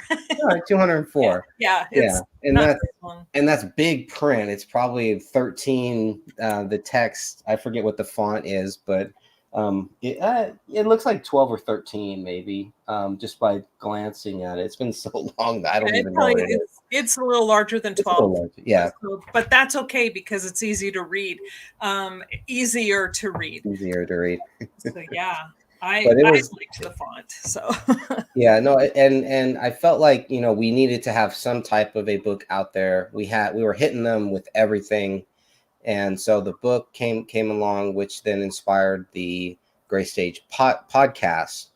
And then I don't know if I had the website up at that point, but it was really for the new researchers, because we're still seeing new researchers. I have 3 David Crowley channels, and we're still seeing new people that come on and have never heard about this case, or have just heard somebody mentioned it. So they go and they look for more research. Well, I don't want them to go and just find what the mainstream news media says, what the propaganda says about this. I want them to actually be able to find all of the raw data and look at it and decide for themselves and have it all in one place without my own views and everything. And that was a big challenge with this book, was trying to keep my own thoughts and my own views out of it as much as possible. Hey there, Iconic. How are you? And I'm good. I do have to say, that was one of the things that impressed me about you from the beginning. As you know, I'm like a bull in a china shop. There's nothing delicate about the way I approach or say things. And I know that about myself. Yeah. It gets me in so much trouble. And, I'm one of those where I speak first and I'll apologize later because oftentimes I'm wrong. And I have, it's like, okay, so and when you started saying, hey, it used to frustrate me because that's my personality. But you're like, okay, what's the source? Where's your source? Where did you read that? And I would sit there and go, well, how can you not know? It's in the reports. And you're like, where in the reports? So you really forced me to focus more on what is actually there and not, because even though I may have been citing a source, if it's not really, like this page, that document, whatever, it's really just an opinion. And so thank you. I mean, you really helped me to learn to focus in on what really matters. And that's what I really, really like about this book. For those of you who have not seen it, this is Greg's book. And you got a few sticky notes there too. I do. and it's highlighted in a lot. It's highlighted. Wow. It's called The Gray Stage by Greg Fernandez Jr. And I will put I forgot to do that. I will put the link where they can get this book. You'll send me the link and then I'll put it in the description. Absolutely. But how long and when did you decide to actually start writing this book and how long did it take you? It must have been about 2018, I think. And I think it was after Eric Nelson's film came out. I think that's what really kind of got me going. It may have been before that, but it was probably 2018. At the earliest, 2017 is when I started thinking maybe I'll write a book. I was still working on my first book. And so I was, I had learned a lot from writing that first book. It was just a nightmare. And I went over it the other day and it's like, it's still kind of a cluster in some ways, but everything that I learned, it really helped me write this book pretty fast. I mean, I published it at the end of 2019. So I probably spent about a year, I would say, about a year actually writing it and then rewriting it. And the good thing was that the research was already done because I already had all of these, just like all of us, these big notebooks of all this notes and all the things that I felt were relevant. So when people would ask me about this in our Facebook group, I would have the references. And so I would be able to quickly come up with it. And then I thought, well, wait a minute, if I just write a book, if I take all the stuff that I've already handwritten, why not just put that into one book? And then I can go back if somebody asks me, which is what I do now. I go back to my own book. What'll happen sometimes is people will actually ask me things that are in my book. And I'm like, where did you hear that? Go back. Oh, it's in your book. Okay, well. and so I would say it took me about a year to write it. And it was published at the end of 2019 because the podcast started pretty quickly after that. Yeah. And I mean, I sit here and I look at a lot of the stuff that you've included in here and how much we've learned since you've published this book. But true. What I like is how you, I know we'll talk about this in a bit, but your section called The Gray Shame. And you don't just go over the documents of the court case. You actually bring in and talk about all of the other people that were invested or part of the Gray State movie, and whether it was training or acting or whatever. Mm-hmm. And, I think that the title of that, The Gray Shame, is so perfect because it turns out that the behavior of so many was so shameful. So what were you thinking when you decided to call it The Gray Shame? Yeah, so that's interesting that you bring that up because before I started writing the books, I would publish just these small little blurbs about different things that were happening, trying to document, because there were people that were going and they would look up what is going on with the David Crowley case. So on my website, which is probably thegraystage.wordpress.com, that's what it was. If you go to thegraystage.com, it'll take you there too. But so I had been writing all of these small little stories about just things as they were happening, things that I thought were relevant that people needed to know.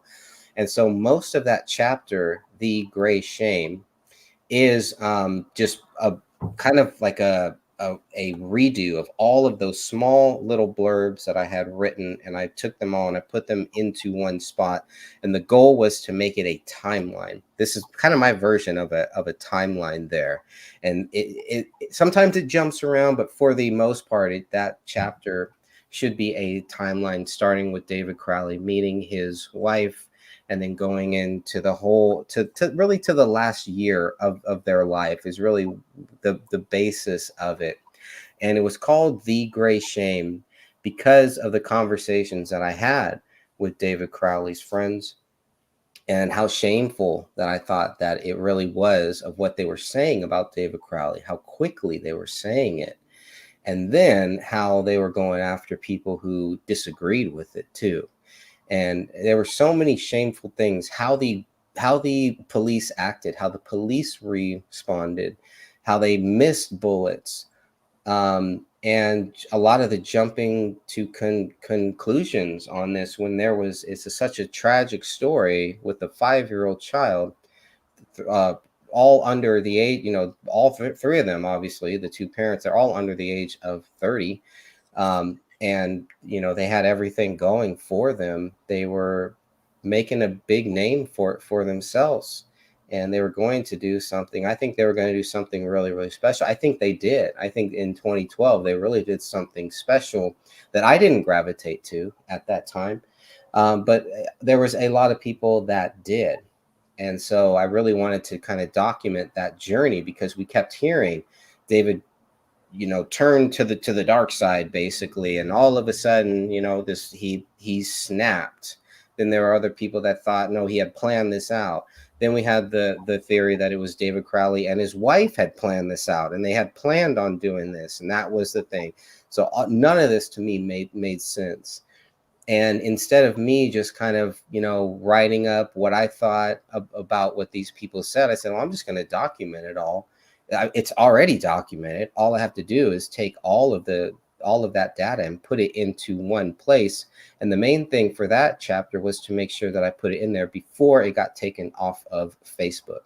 And even now, some of the stuff that's in there from what these people say, you probably can't find it. And the things, if you can find it, even the Justice for David Crowley family group, you got to go back years in order to find it, which, Facebook is okay about searching, but so I wanted to make it really easy for people so that they could say, well, wait a minute, where did he get this from? Why is he saying this? Where's this quote? Is this a real quote?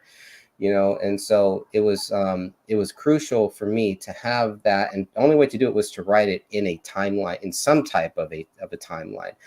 Unfortunately, I did not have the Day One journal. If I would have, it may have taken me another year to actually write that book. And even going back and looking with the Day One journal, I could do a very different chapter, right? Not a different chapter, but I could add a lot more to it.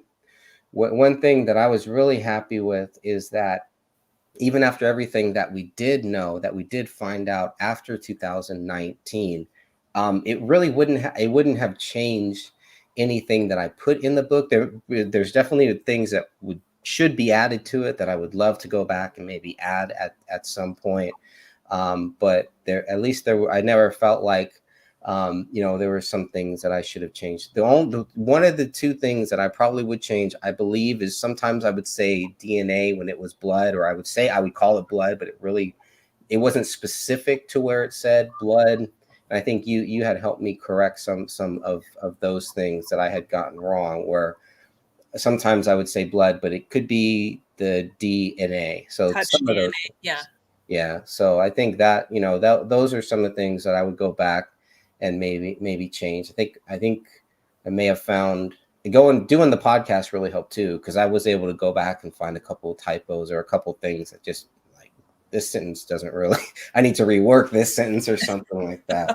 But I think for the most part, that was the most challenging chapter. That's the biggest chapter of the whole book. It's about 25 pages. It's my favorite chapter.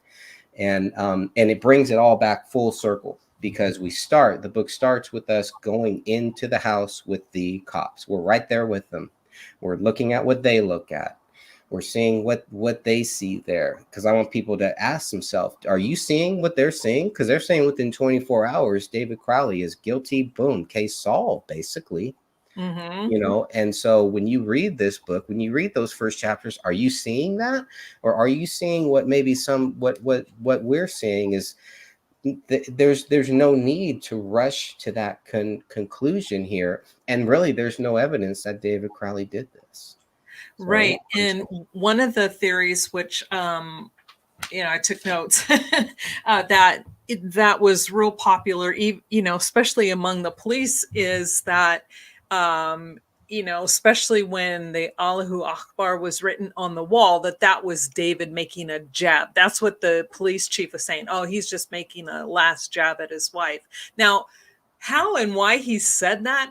I mean, David never once said one disparaging word toward his wife, not toward her culture. And in fact, when he was over there, he refused to fight and kill them. Right. And so he took a very menial job, because he's like, I'm done. I'm laying down my arms. But yet they're like, oh yeah, this is what he did. And, he was this right-wing, what do they call that?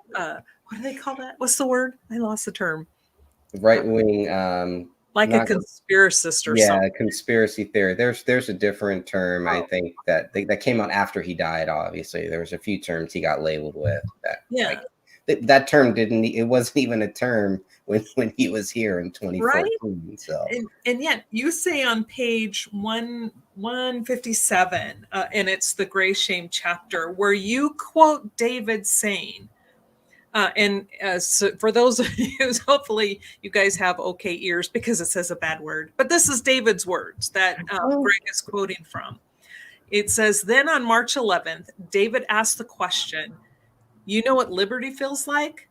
Unsubscribing from hundreds of liberty or death fuck the NWO pages and Twitter accounts. Now, if he was so right-wing, and if he was so into conspiracy theories, why was he unsubscribing from hundreds of pages of those? Mm-hmm. And a lot of what I gather, again, never met the man, don't know him, but doing research and following him, I can imagine that he probably subscribed to a lot of these because he was needing research and information for the movie.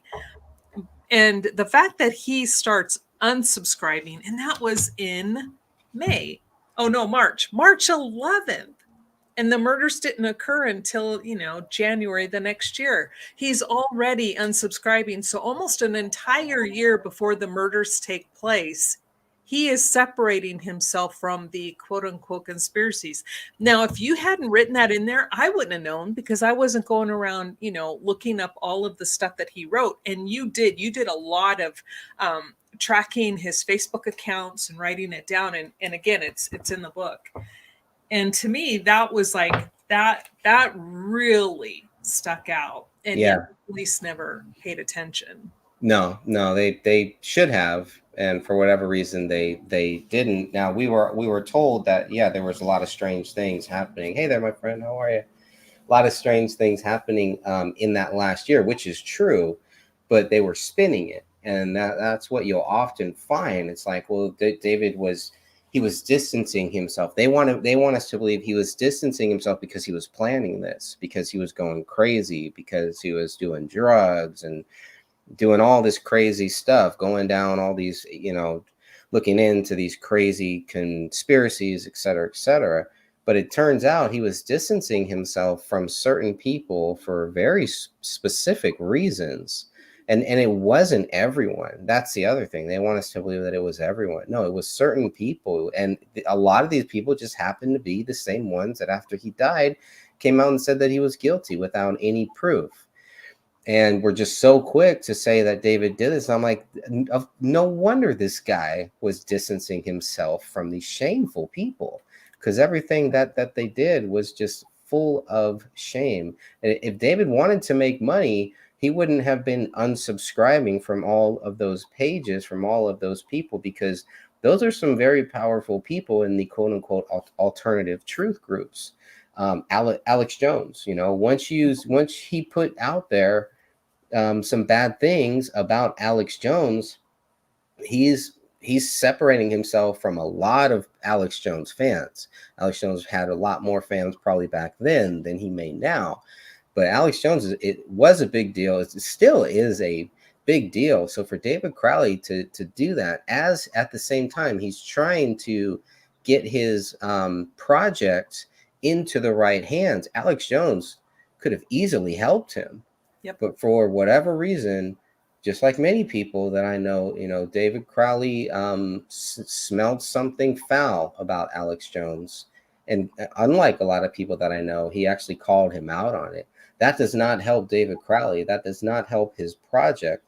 That's not going to help him make money at that time. It may now, because of some things that has happened with Alex Jones, but at that time, to speak out against Alex Jones back in 2012, 2013, after Alex Jones just had him on to talk about his projects and had been a strong supporter of David Crowley.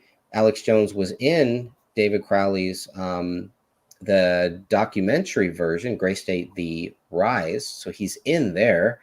And so to me, that was a big deal that David Crowley is going to go so far and say that Dave pretty much call Alex Jones out for being all about the money, and that David Crowley did not want to go down that path.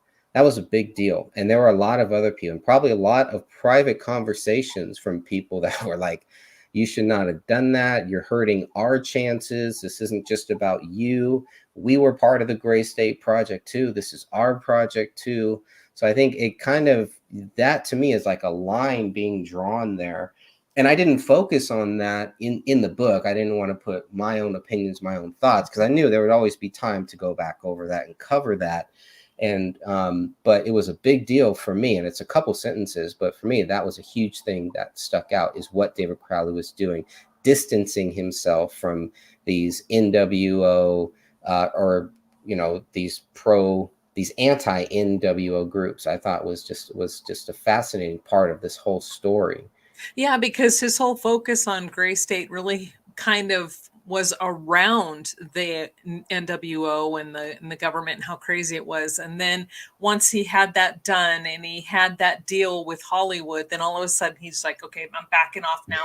And he really wanted to focus on other things. He's like, I want this done. I'm so over this. Yeah. And he really wanted to move on because he had other ideas, which really, you know, again, by reading the book, we see you do very well in putting out there all of, not just what the police say they found, but the other facts that you found and the other various, you know, forms of social media, which oftentimes, if not all the time, goes against what the police were saying in their reports, and even what those who were associated with him were saying. It's like, on one hand, they would go on TV and go, oh yeah, he really loved his wife. We never saw any problems, blah, blah, blah.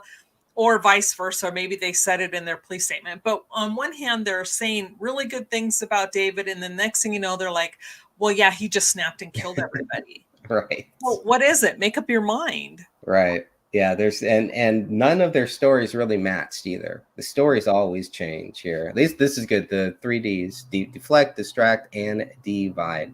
Yeah. And it's like this program, and you see it all in this case. And by the same strange cast of characters who all had, you know, who wanted to be part of this, who wanted to be part of David Crowley's project. Then you have David Crowley separating himself from them, distancing, and they don't want to talk about the facts. Everything that is in this book is probably stuff that the Gray State goons are not going to tell the Gray State fans. So it is really the other side.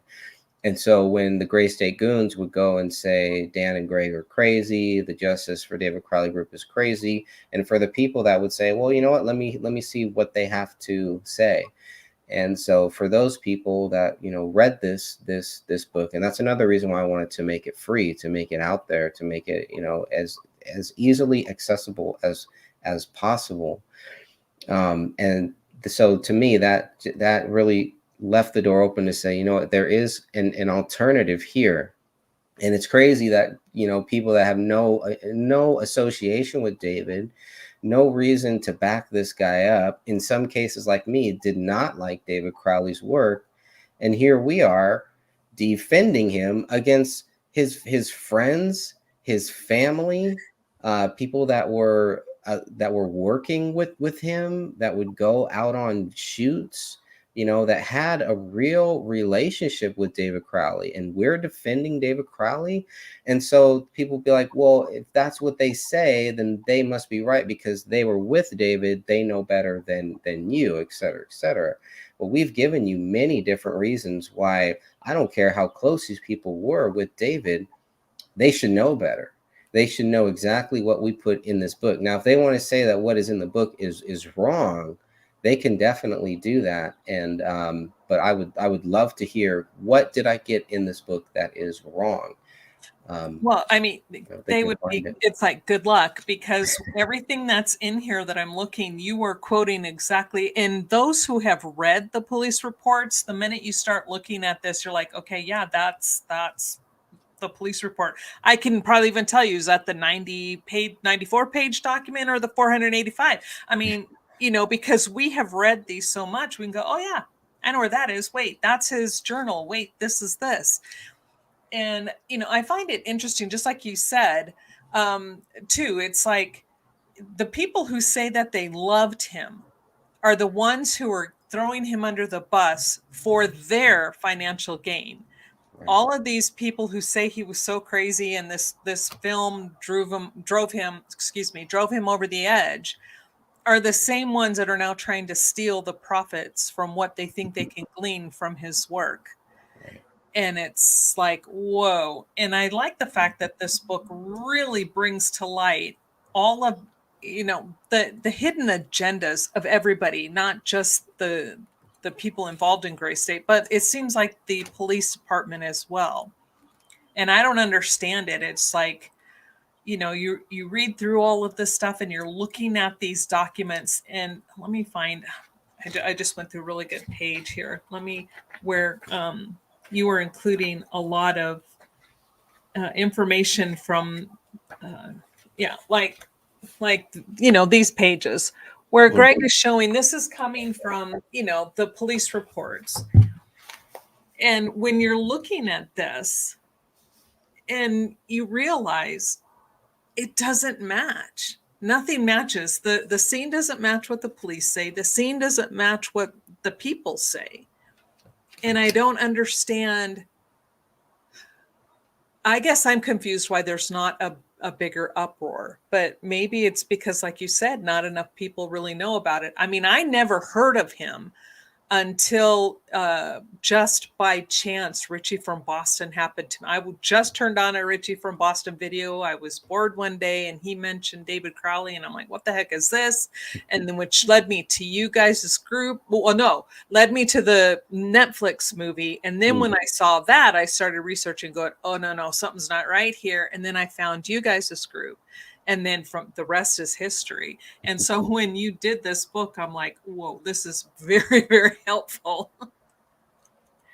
Yeah, and I'm glad. I'm glad that it is. It's that's all it's supposed to be. It's just supposed to be the other side. And for the people who, you know, have not yet gone through all of those documents and everything, this is just kind of like a brief summary, because there's a lot to go through. There's a lot that did not get into the book, a lot that did not make it into the book. And that's even back in 2019, you know, I had ripped a lot of stuff from this book because I really wanted to get it down just to the bare bones, which is something I tried to do with my first book. And the book kind of came out a little bland. I thought it wasn't, I don't know, it just didn't flow the way that this book, I feel like this book just really flows. And I think that's because of how much research that I spent on it all of those years from 2015, you know, to 2017, and then getting into 2018. It's like, how could I not write a book? I have all of this data here. I enjoy writing. I think that the information is relevant, and I feel like a lot of it people were just not, they didn't have access to, they didn't know where to go, and they were also being told a bunch of lies by people who wanted us to believe that David Crowley was guilty. And for those people, I mean, even back in 2015, there were a lot of people that understood, a lot of Gray State fans that understood, no, this is wrong. You guys are making a mockery of David Crowley. Yeah. And so what was your biggest surprise, if anything, in your research for this book? What were you surprised by the most? Probably the DNA. Because I expected a lot more. The fact that they could not tie David Crowley to the blood writing was a big deal, because that's all that you ever hear. Oh, David wrote it. Based on what? What evidence do they have? Just because it was his home? Well, maybe it was his wife. Well, obviously that doesn't really make sense either, because, you know, I don't know. There's just so many reasons why that doesn't make sense. Yeah, because his DNA was not in any of the samples taken. Right. Right. You're right. And that's what surprised me was, you know, the lack of DNA. They couldn't even tie him to the weapon. The only DNA evidence they have on that weapon from David is his blood on the magazine. Right. And it's like, how did his blood get on the magazine? Right. It doesn't happen that way. So yeah, it's like, whoa, if you can't even tie him to that trigger and you can't get his prints and nothing, but yet you're saying he did this, and his DNA where he lives in that house is not there. It wasn't on the cell phone. His own personal cell phone with Kamel's blood was only Kamel's DNA. He wasn't even on there. And we all know how much we handle cell phones. Every time we touch our cell phones, we're leaving DNA. And his cell phone didn't have any of his own personal DNA. So yeah, I think you're right. I think that is a big one. It's like, whoa. Yeah, and some of the stuff that they just did not test, you know, they just didn't even do those tests. But I mean, if you just look at what the tests that they did, you would expect that those DNA results would be what led them to say, okay, we got the proof here. This is why David Crowley did it. His DNA is here. His DNA is all over. His DNA, if his DNA is not tied to the blood writing, why are we supposed to just believe that David Crowley wrote that?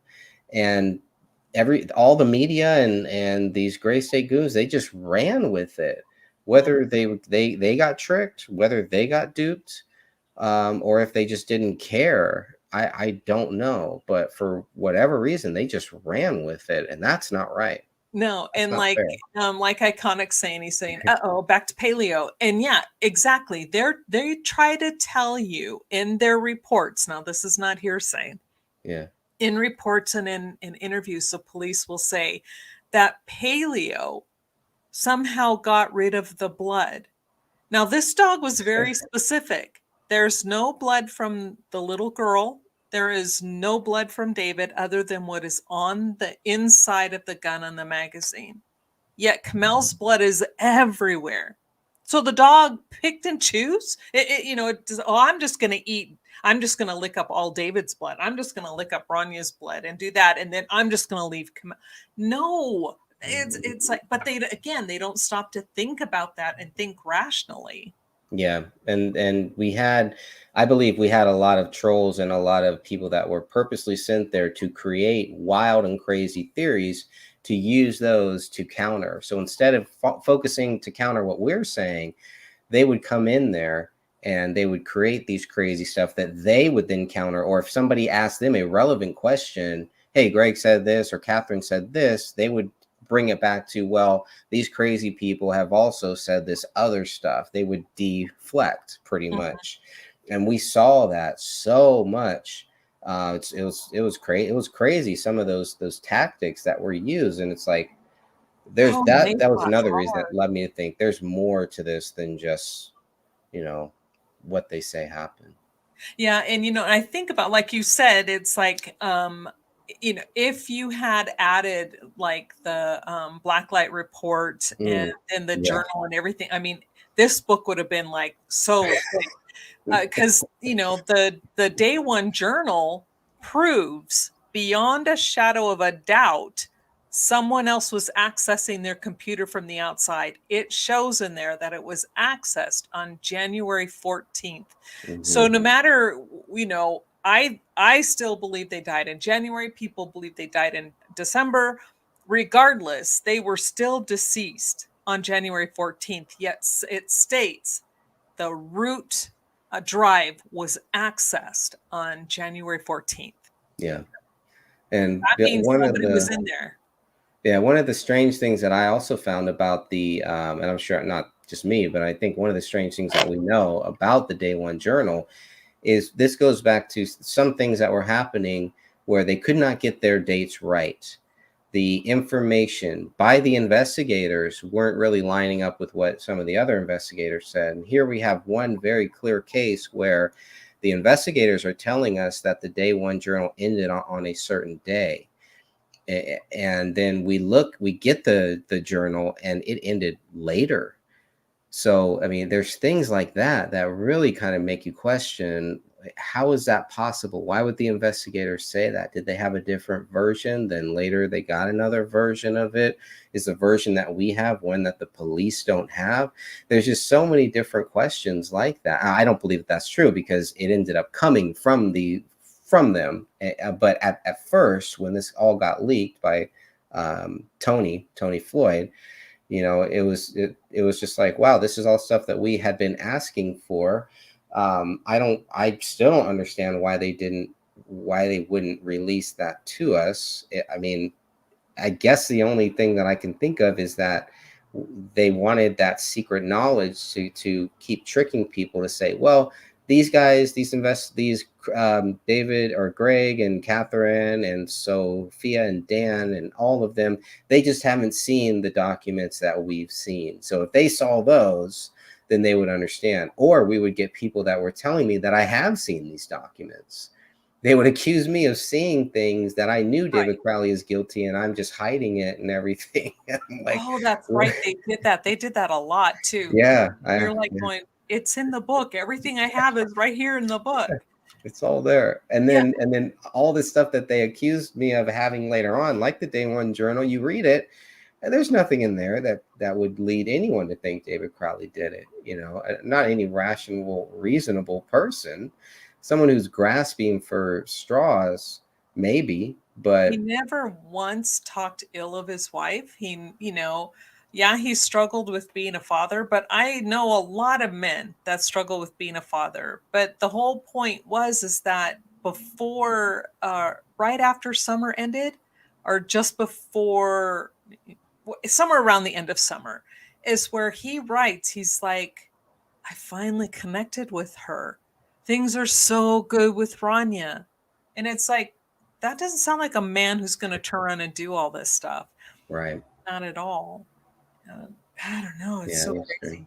And then there was something else I was going to talk. Oh, it was like in my brain and left. I hate that. It's like, oh, jeepers. So many things start, running through there and I lose it. But,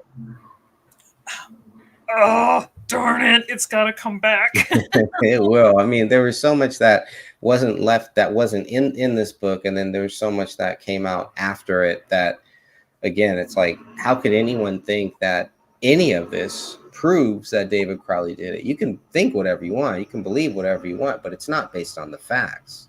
The facts are not going to lead you to think, okay, David did it. Not going to happen. Not one piece of the evidence, and especially what you're showing in here. And again, we have read all of the documents. I've read them all multiple times, and not one piece of evidence points to any even questionable proof that David did this to his family. Now, if it did, I would have no problem saying, man, this man is guilty. Get over it. Here's why. Here's what happened. But nothing. I mean, zero. There's nothing that shows that he did this. But yet, everything that points to somebody who either knew them or had a vendetta against them took this out on the entire family, not just him, but they took out his wife and child. It's brutal. And the police are okay with that. They're okay with going, oh, yeah, he did it. You know, case closed. We can walk out of here now. We don't have to do any extra work. And that's where I have the biggest problem. Yeah, it's very, very sad. It's such a strange case, such a very sad case. And I'd never seen any case like this ever.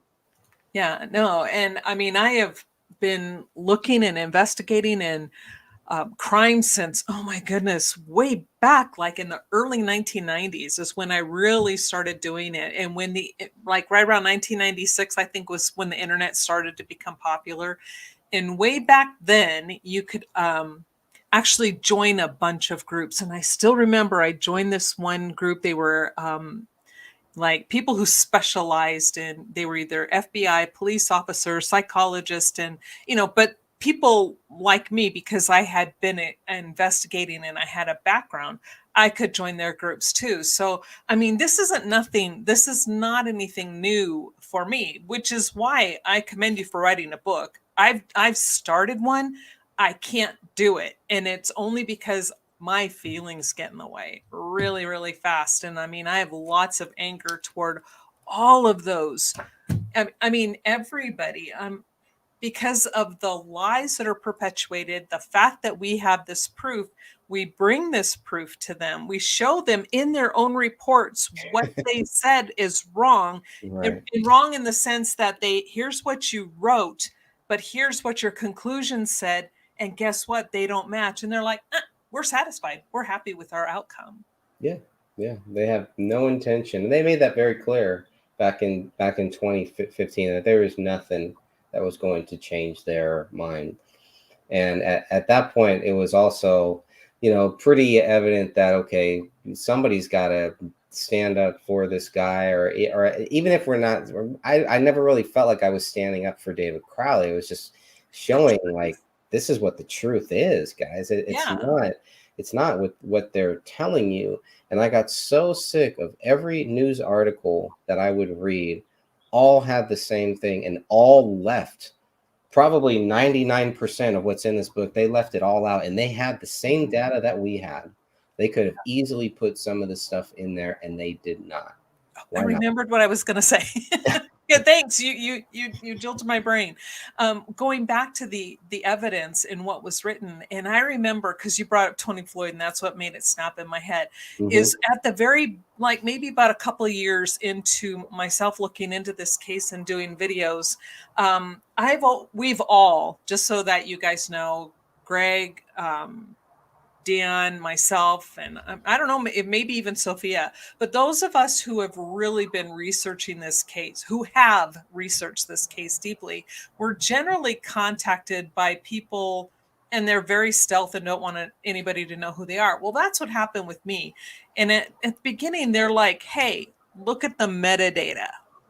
And I'm like, and I didn't have time to do it for a while, and they kept nagging me. Have you done it yet? Look at this, check out the metadata. So I finally started pulling up, because in the programs that I have, because I used to do photography, so I have Lightroom and I have Paint Shop Pro. I have all these programs where I can go in and then look at metadata and see what's written in there. And the metadata is wrong. The metadata has been altered. That's no. That's huge no. Why would they need to change a photograph, alter any lighting, alter anything? You don't. You snap that picture, you leave it as is, and you put it on. But the metadata was incorrect, and some of these photos had been altered. And, I don't know how much they were altered. I could only see that they had been altered. Maybe it was lighting, maybe it was positioning. I don't know. But that doesn't matter. The fact is that someone went in and changed the metadata on the photos. And that is done purposefully. And you have to go into a program and retype things. So this isn't just a simple, oops, that's a mistake. Like Greg was saying, it's like, so much effort was put into leading people down a certain path. And they didn't seem to understand that what they did could be followed. We followed their tracks. Yeah. And in many cases, they got caught in lies. A lot of people did a lot of lies, and then a lot of things that they just tried to not even talk about. Like someone had somehow, I didn't even think about asking about the dog feces. Did they test the dog feces? I didn't think about asking that until it was brought up by somebody in the group, probably like at the very end, as I was finishing up this book. It took them a year to answer that. And I don't even know if I put that in the book, because this was all during COVID. So I don't even think that I had that clear answer yet. And I was not going to put anything in the book that I could not really back up, or that I did not feel like I had a answer for it. And it wasn't that, and that's why there's a lot of stuff that was left out. And I think that that disappointed some people too, because they had been telling me things, and there were things that they wanted in the book. I felt like there were people, like you say, contacting us privately that were trying to mislead me, that were trying to steer me down a certain path, that wanted me to look at their evidence and go with it. And what I find is, if you push back on those people and push back hard early on, if they're real, they'll stick with you. If they're not, they're going to get angry, and they're going to, join a group that is built to be your fan club, pretty much. You find that. So, and then you get accused. Well, you're me. I thought you were a Christian. I thought you were this. Like, well, yeah, you guys are testing me. I'm testing you too. I never said that to them, but I'm sure, I'm sure that at some point they had to have realized that you're fishing for information from me. Well, guess what? I'm also fishing too, because I need to know if you are a real person. And if you are, then you're not going to get mad at me when I disagree with you on this stuff. And more so than not, a lot of people did get mad, and they accused me of things, like I said, of hiding things. And they would go ask people, and they would just start following them because they didn't like me. They didn't like my views on Trump. They didn't like how I felt about gays. They didn't like how I felt about Jesus. So they would look for things, or they would purposely, they couldn't separate those views from this case. Yeah. And that's so true. Because back then, especially when the thing happened, because of my stance on it, and I just have a whole different, I have a different viewpoint on it, because I come from a different background, and because I was verbal about that, and I was at odds with someone who was a little bit bigger on YouTube at that time, I lost over half, well over like 2/3 of my subscribers. As soon as they came to my channel and said something very rude to me because of what I said, on one of my videos, they just left. And I'm like, okay, you're gonna leave. I thought you guys were here to support David Crowley. And if you don't agree with what I say about that situation, that's fine. I'm not asking you to, but you're supposed to be supporting him. But they didn't care. It's like people just in, out. And it's like, wow, okay. Guess we know where you really were at the time. Right. But, I know you had started a second book on this case, and you had a whole bunch of people dropping chapters. Now, is that something that you plan on finishing, just because it was covering a lot of other information, or are you just going to let that go by the wayside for a bit? Because I want other people to, I want to know if we have something else to look forward to, because this is so good. Yeah, I'm still kind of 50-50 on it. I feel like I probably have enough for a second book on my own. I've always wanted to write that book where you get 5 to 10 people and everybody writes their own chapter. I think it's a great idea. It's something I would still love to be part of.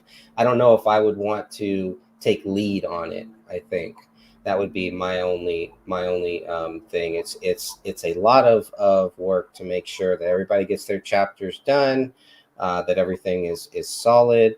There's no slander or anything like that. So I think that would be my only hesitation now, is I'd love to be a part of it.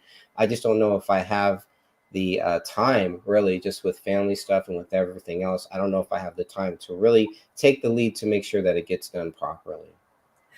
Well, okay. I mean, there are editors out there. Well, I only know because I know some of the stuff that was in there. I don't think you give yourself enough credit, Greg. I thought what you were doing and what I saw before was very good. And, if you need somebody to come in and check to see if there's, if it's not sticking to facts and it starts, going down an emotional pathway, I mean, I'll help you out. There are also editors, we can work on getting editors for the book, which would be a completely outside source. Sure. Who could look for that. But, it's just because I know I read some of the stuff that you have written in there, and I don't know, it just seems like I think people would get a lot out of that book. Yeah, Because you cover a lot of stuff, again, that you either didn't have access to or for whatever reason could not be included in this one. So you were putting it in the second one. So I hope one day soon you you get that finished, because it was good. And I'm just like, okay, please finish it. Well, thank you for that. I definitely appreciate that. I felt like, it's some of the stuff that I was writing, it kind of gets into it. I felt like it was taken away from the case almost. I didn't want to make the book about me. And again, it goes back because these people contacted me. And so how do you do that? You have to make it about you, because you're writing about what these people said about you, or what the conversation, the things that they've told you. So I don't know. I'm still like I said, I'm still 50-50 on it. I'm not closing the door, but I would rather see somebody take what we have so far and take lead on it. Okay, because here's why I think it's important that you include information like that. Not because necessarily it has anything to do with the case per se. However, it lets the reader know the hell we have gone through fighting for justice for this man and his family. Yeah. And that is what shows really what we have been put through the ringer, all of us. And it's like, people need to understand what it is and despite that, we still fight for the justice, not for David, but for the justice. It's just, it happens to be his name attached to it. Yeah. Because I don't care if his name was Joe Blow from Timbuktu, I would still have gone with it. And I believe you would have too, with the same type of gusto. Look what they did to this person. This isn't right. Yeah. It was so clear. It's such a slam dunk case. And that was one of my biggest beefs with some of these alternative media people that I was already kind of on the outs with, already kind of like, oh, okay, you know what? Instead of listening to what they say and then going to research what they say, I'm just going to kind of steer clear from them and see what happens. And God showed me pretty quickly that a lot of the people that I was following are not who I thought that they were. They're not the researchers that I thought that they were. Their motivations are not what I thought that they were. That doesn't mean that I'm right, but that's what I believe. And that's what I truly think about a lot of these people that were a part of the quote unquote truth movement are not real. They're not real people who really care about doing the research and getting involved and trying to get justice. They act like they are, and they act like they want truth, but they're doing shows. Their motivation is different. It's a different thing. I don't have a weekly show. I don't have money coming in from those shows. I work 9 to 5 at a regular job and then do this stuff on my own time. I'm not willing to risk any of that to put myself in the spot where these people can be compromised. And I believe that some of them are, because they have to make a living. They have to walk this fine line. They have to be careful about what they say, what their sponsors want, and all of that stuff. So it was very eye-opening to me to really see that a lot of the people back in the early 2000s, after 9/11, after the Iraq War, really, after I started learning about there's something really odd here, around 2004, 2005, all the people that I was following, or a lot of them, are the same people that were involved with this project at some time, or David has actually spoken to them and are in David Crowley's the documentary film. A lot of them are in there, and I see it. I see them totally different now than what I did way back then. Yeah, and every single person that I could find that was involved with either the Gray State or with David or anybody, and I mean everybody I could find, without exception, have never returned an email or a phone call from me. Not one person. And I would give them, I'm like, hey, this is who I am. This is what I've been doing. I would like to know if you would like to talk about David Crowley. You said this on this episode, blah, blah, blah, blah. Here's my channel. You can see what I'm doing. I'm not some stupid troll. And, when you have over 100 videos, it's kind of like, okay, maybe the person, is really looking into it. Nobody responded. I can't even get the police to respond to an FOIA request. So I'm like, wow. And that opened my eyes a lot. Yeah. And that's the sad truth of it. But, at least it showed us who some of these people are, what they're really like. And it was sad to learn some of that. Some of that I kind of understood. Some of their personalities, I gravitated towards them because I had the same type of a personality, at least at that point, or I wanted to have the personality that they had. I wanted to be as brave as I thought they were being. But when they all shut up about David Crowley, I started asking myself, how brave are these people? Right. What do they really care? If they don't care about this slam dunk case that is not going to hurt them to talk about it, why aren't they talking about it? Yeah. And it changed my view on a lot of people. Unfortunately, no. I know Greg's like, I wasn't. I mean, I was, because some of the people I really thought would respond. And there was nothing at all. Although I do have to say that even though one of the people who did not respond to me, they did respond to you, and we all did a video together. So that I was grateful for. I'm like, okay, so he ignored me, but at least he ignored my request to him, but we did get together and do a video. So then it's like, okay, so maybe I shouldn't say 100. Well, I don't know. Take it as you will. Is that 100% or not? But they at least did come forward and say, no, I know this man. I was with him, and that's not who he is. Yeah. But in closing, because I know you have a family and you're not feeling well, is there anything else you want to say final about your book? Other than, you guys, it's a fantastic book. And Greg does often give these out for free, but I'm telling you, buy it. It is worth the money. That's my take. I'm an author as well, but he deserves the money for the research he put into this. Any last words? The book did really, really well. I didn't expect to really sell any copies, just to friends, just to people who just want to have that, or who want to support what I'm doing, what we're all doing. But the response was overwhelmingly positive. It's very rare that I get anyone. I may get people that criticize me or a video or something like that, but not the book, really. Even some of the people that don't like me, I've heard some, positive. They've said some positive things about the book. I think one even said that, well, take this as a negative or a positive. I don't know, but it's pretty much he just took all this stuff and did like a copy paste. And it's like, yeah, that's kind of what I did. All I did was put what is out there and put it into one book here, you know? So like there's no creativity because all he did was just take the information, you know?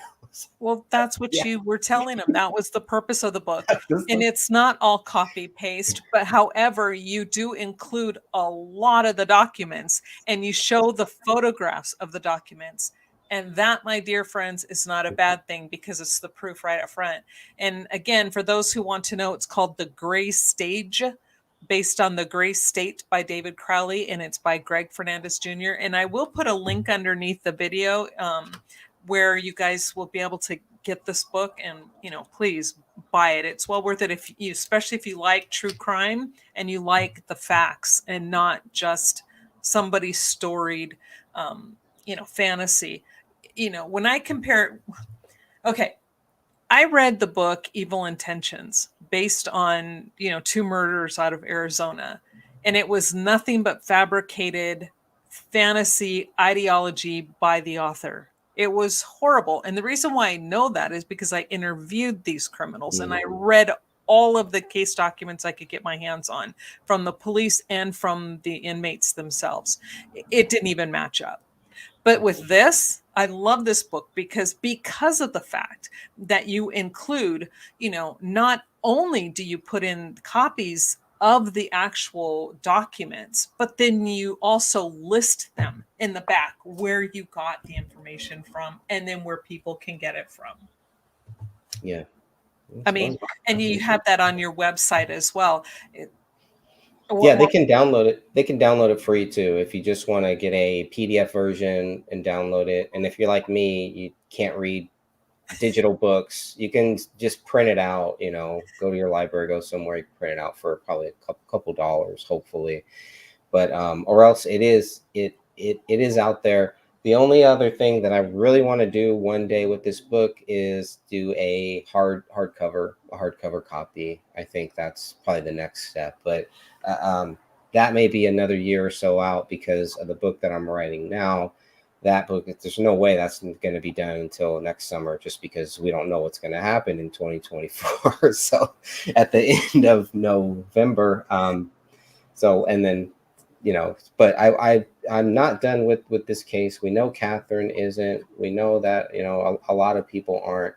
So I don't know if you want to call it that I'm taking a break or that I just am really focused on this other book that I'm writing now, but definitely not completely done with this case.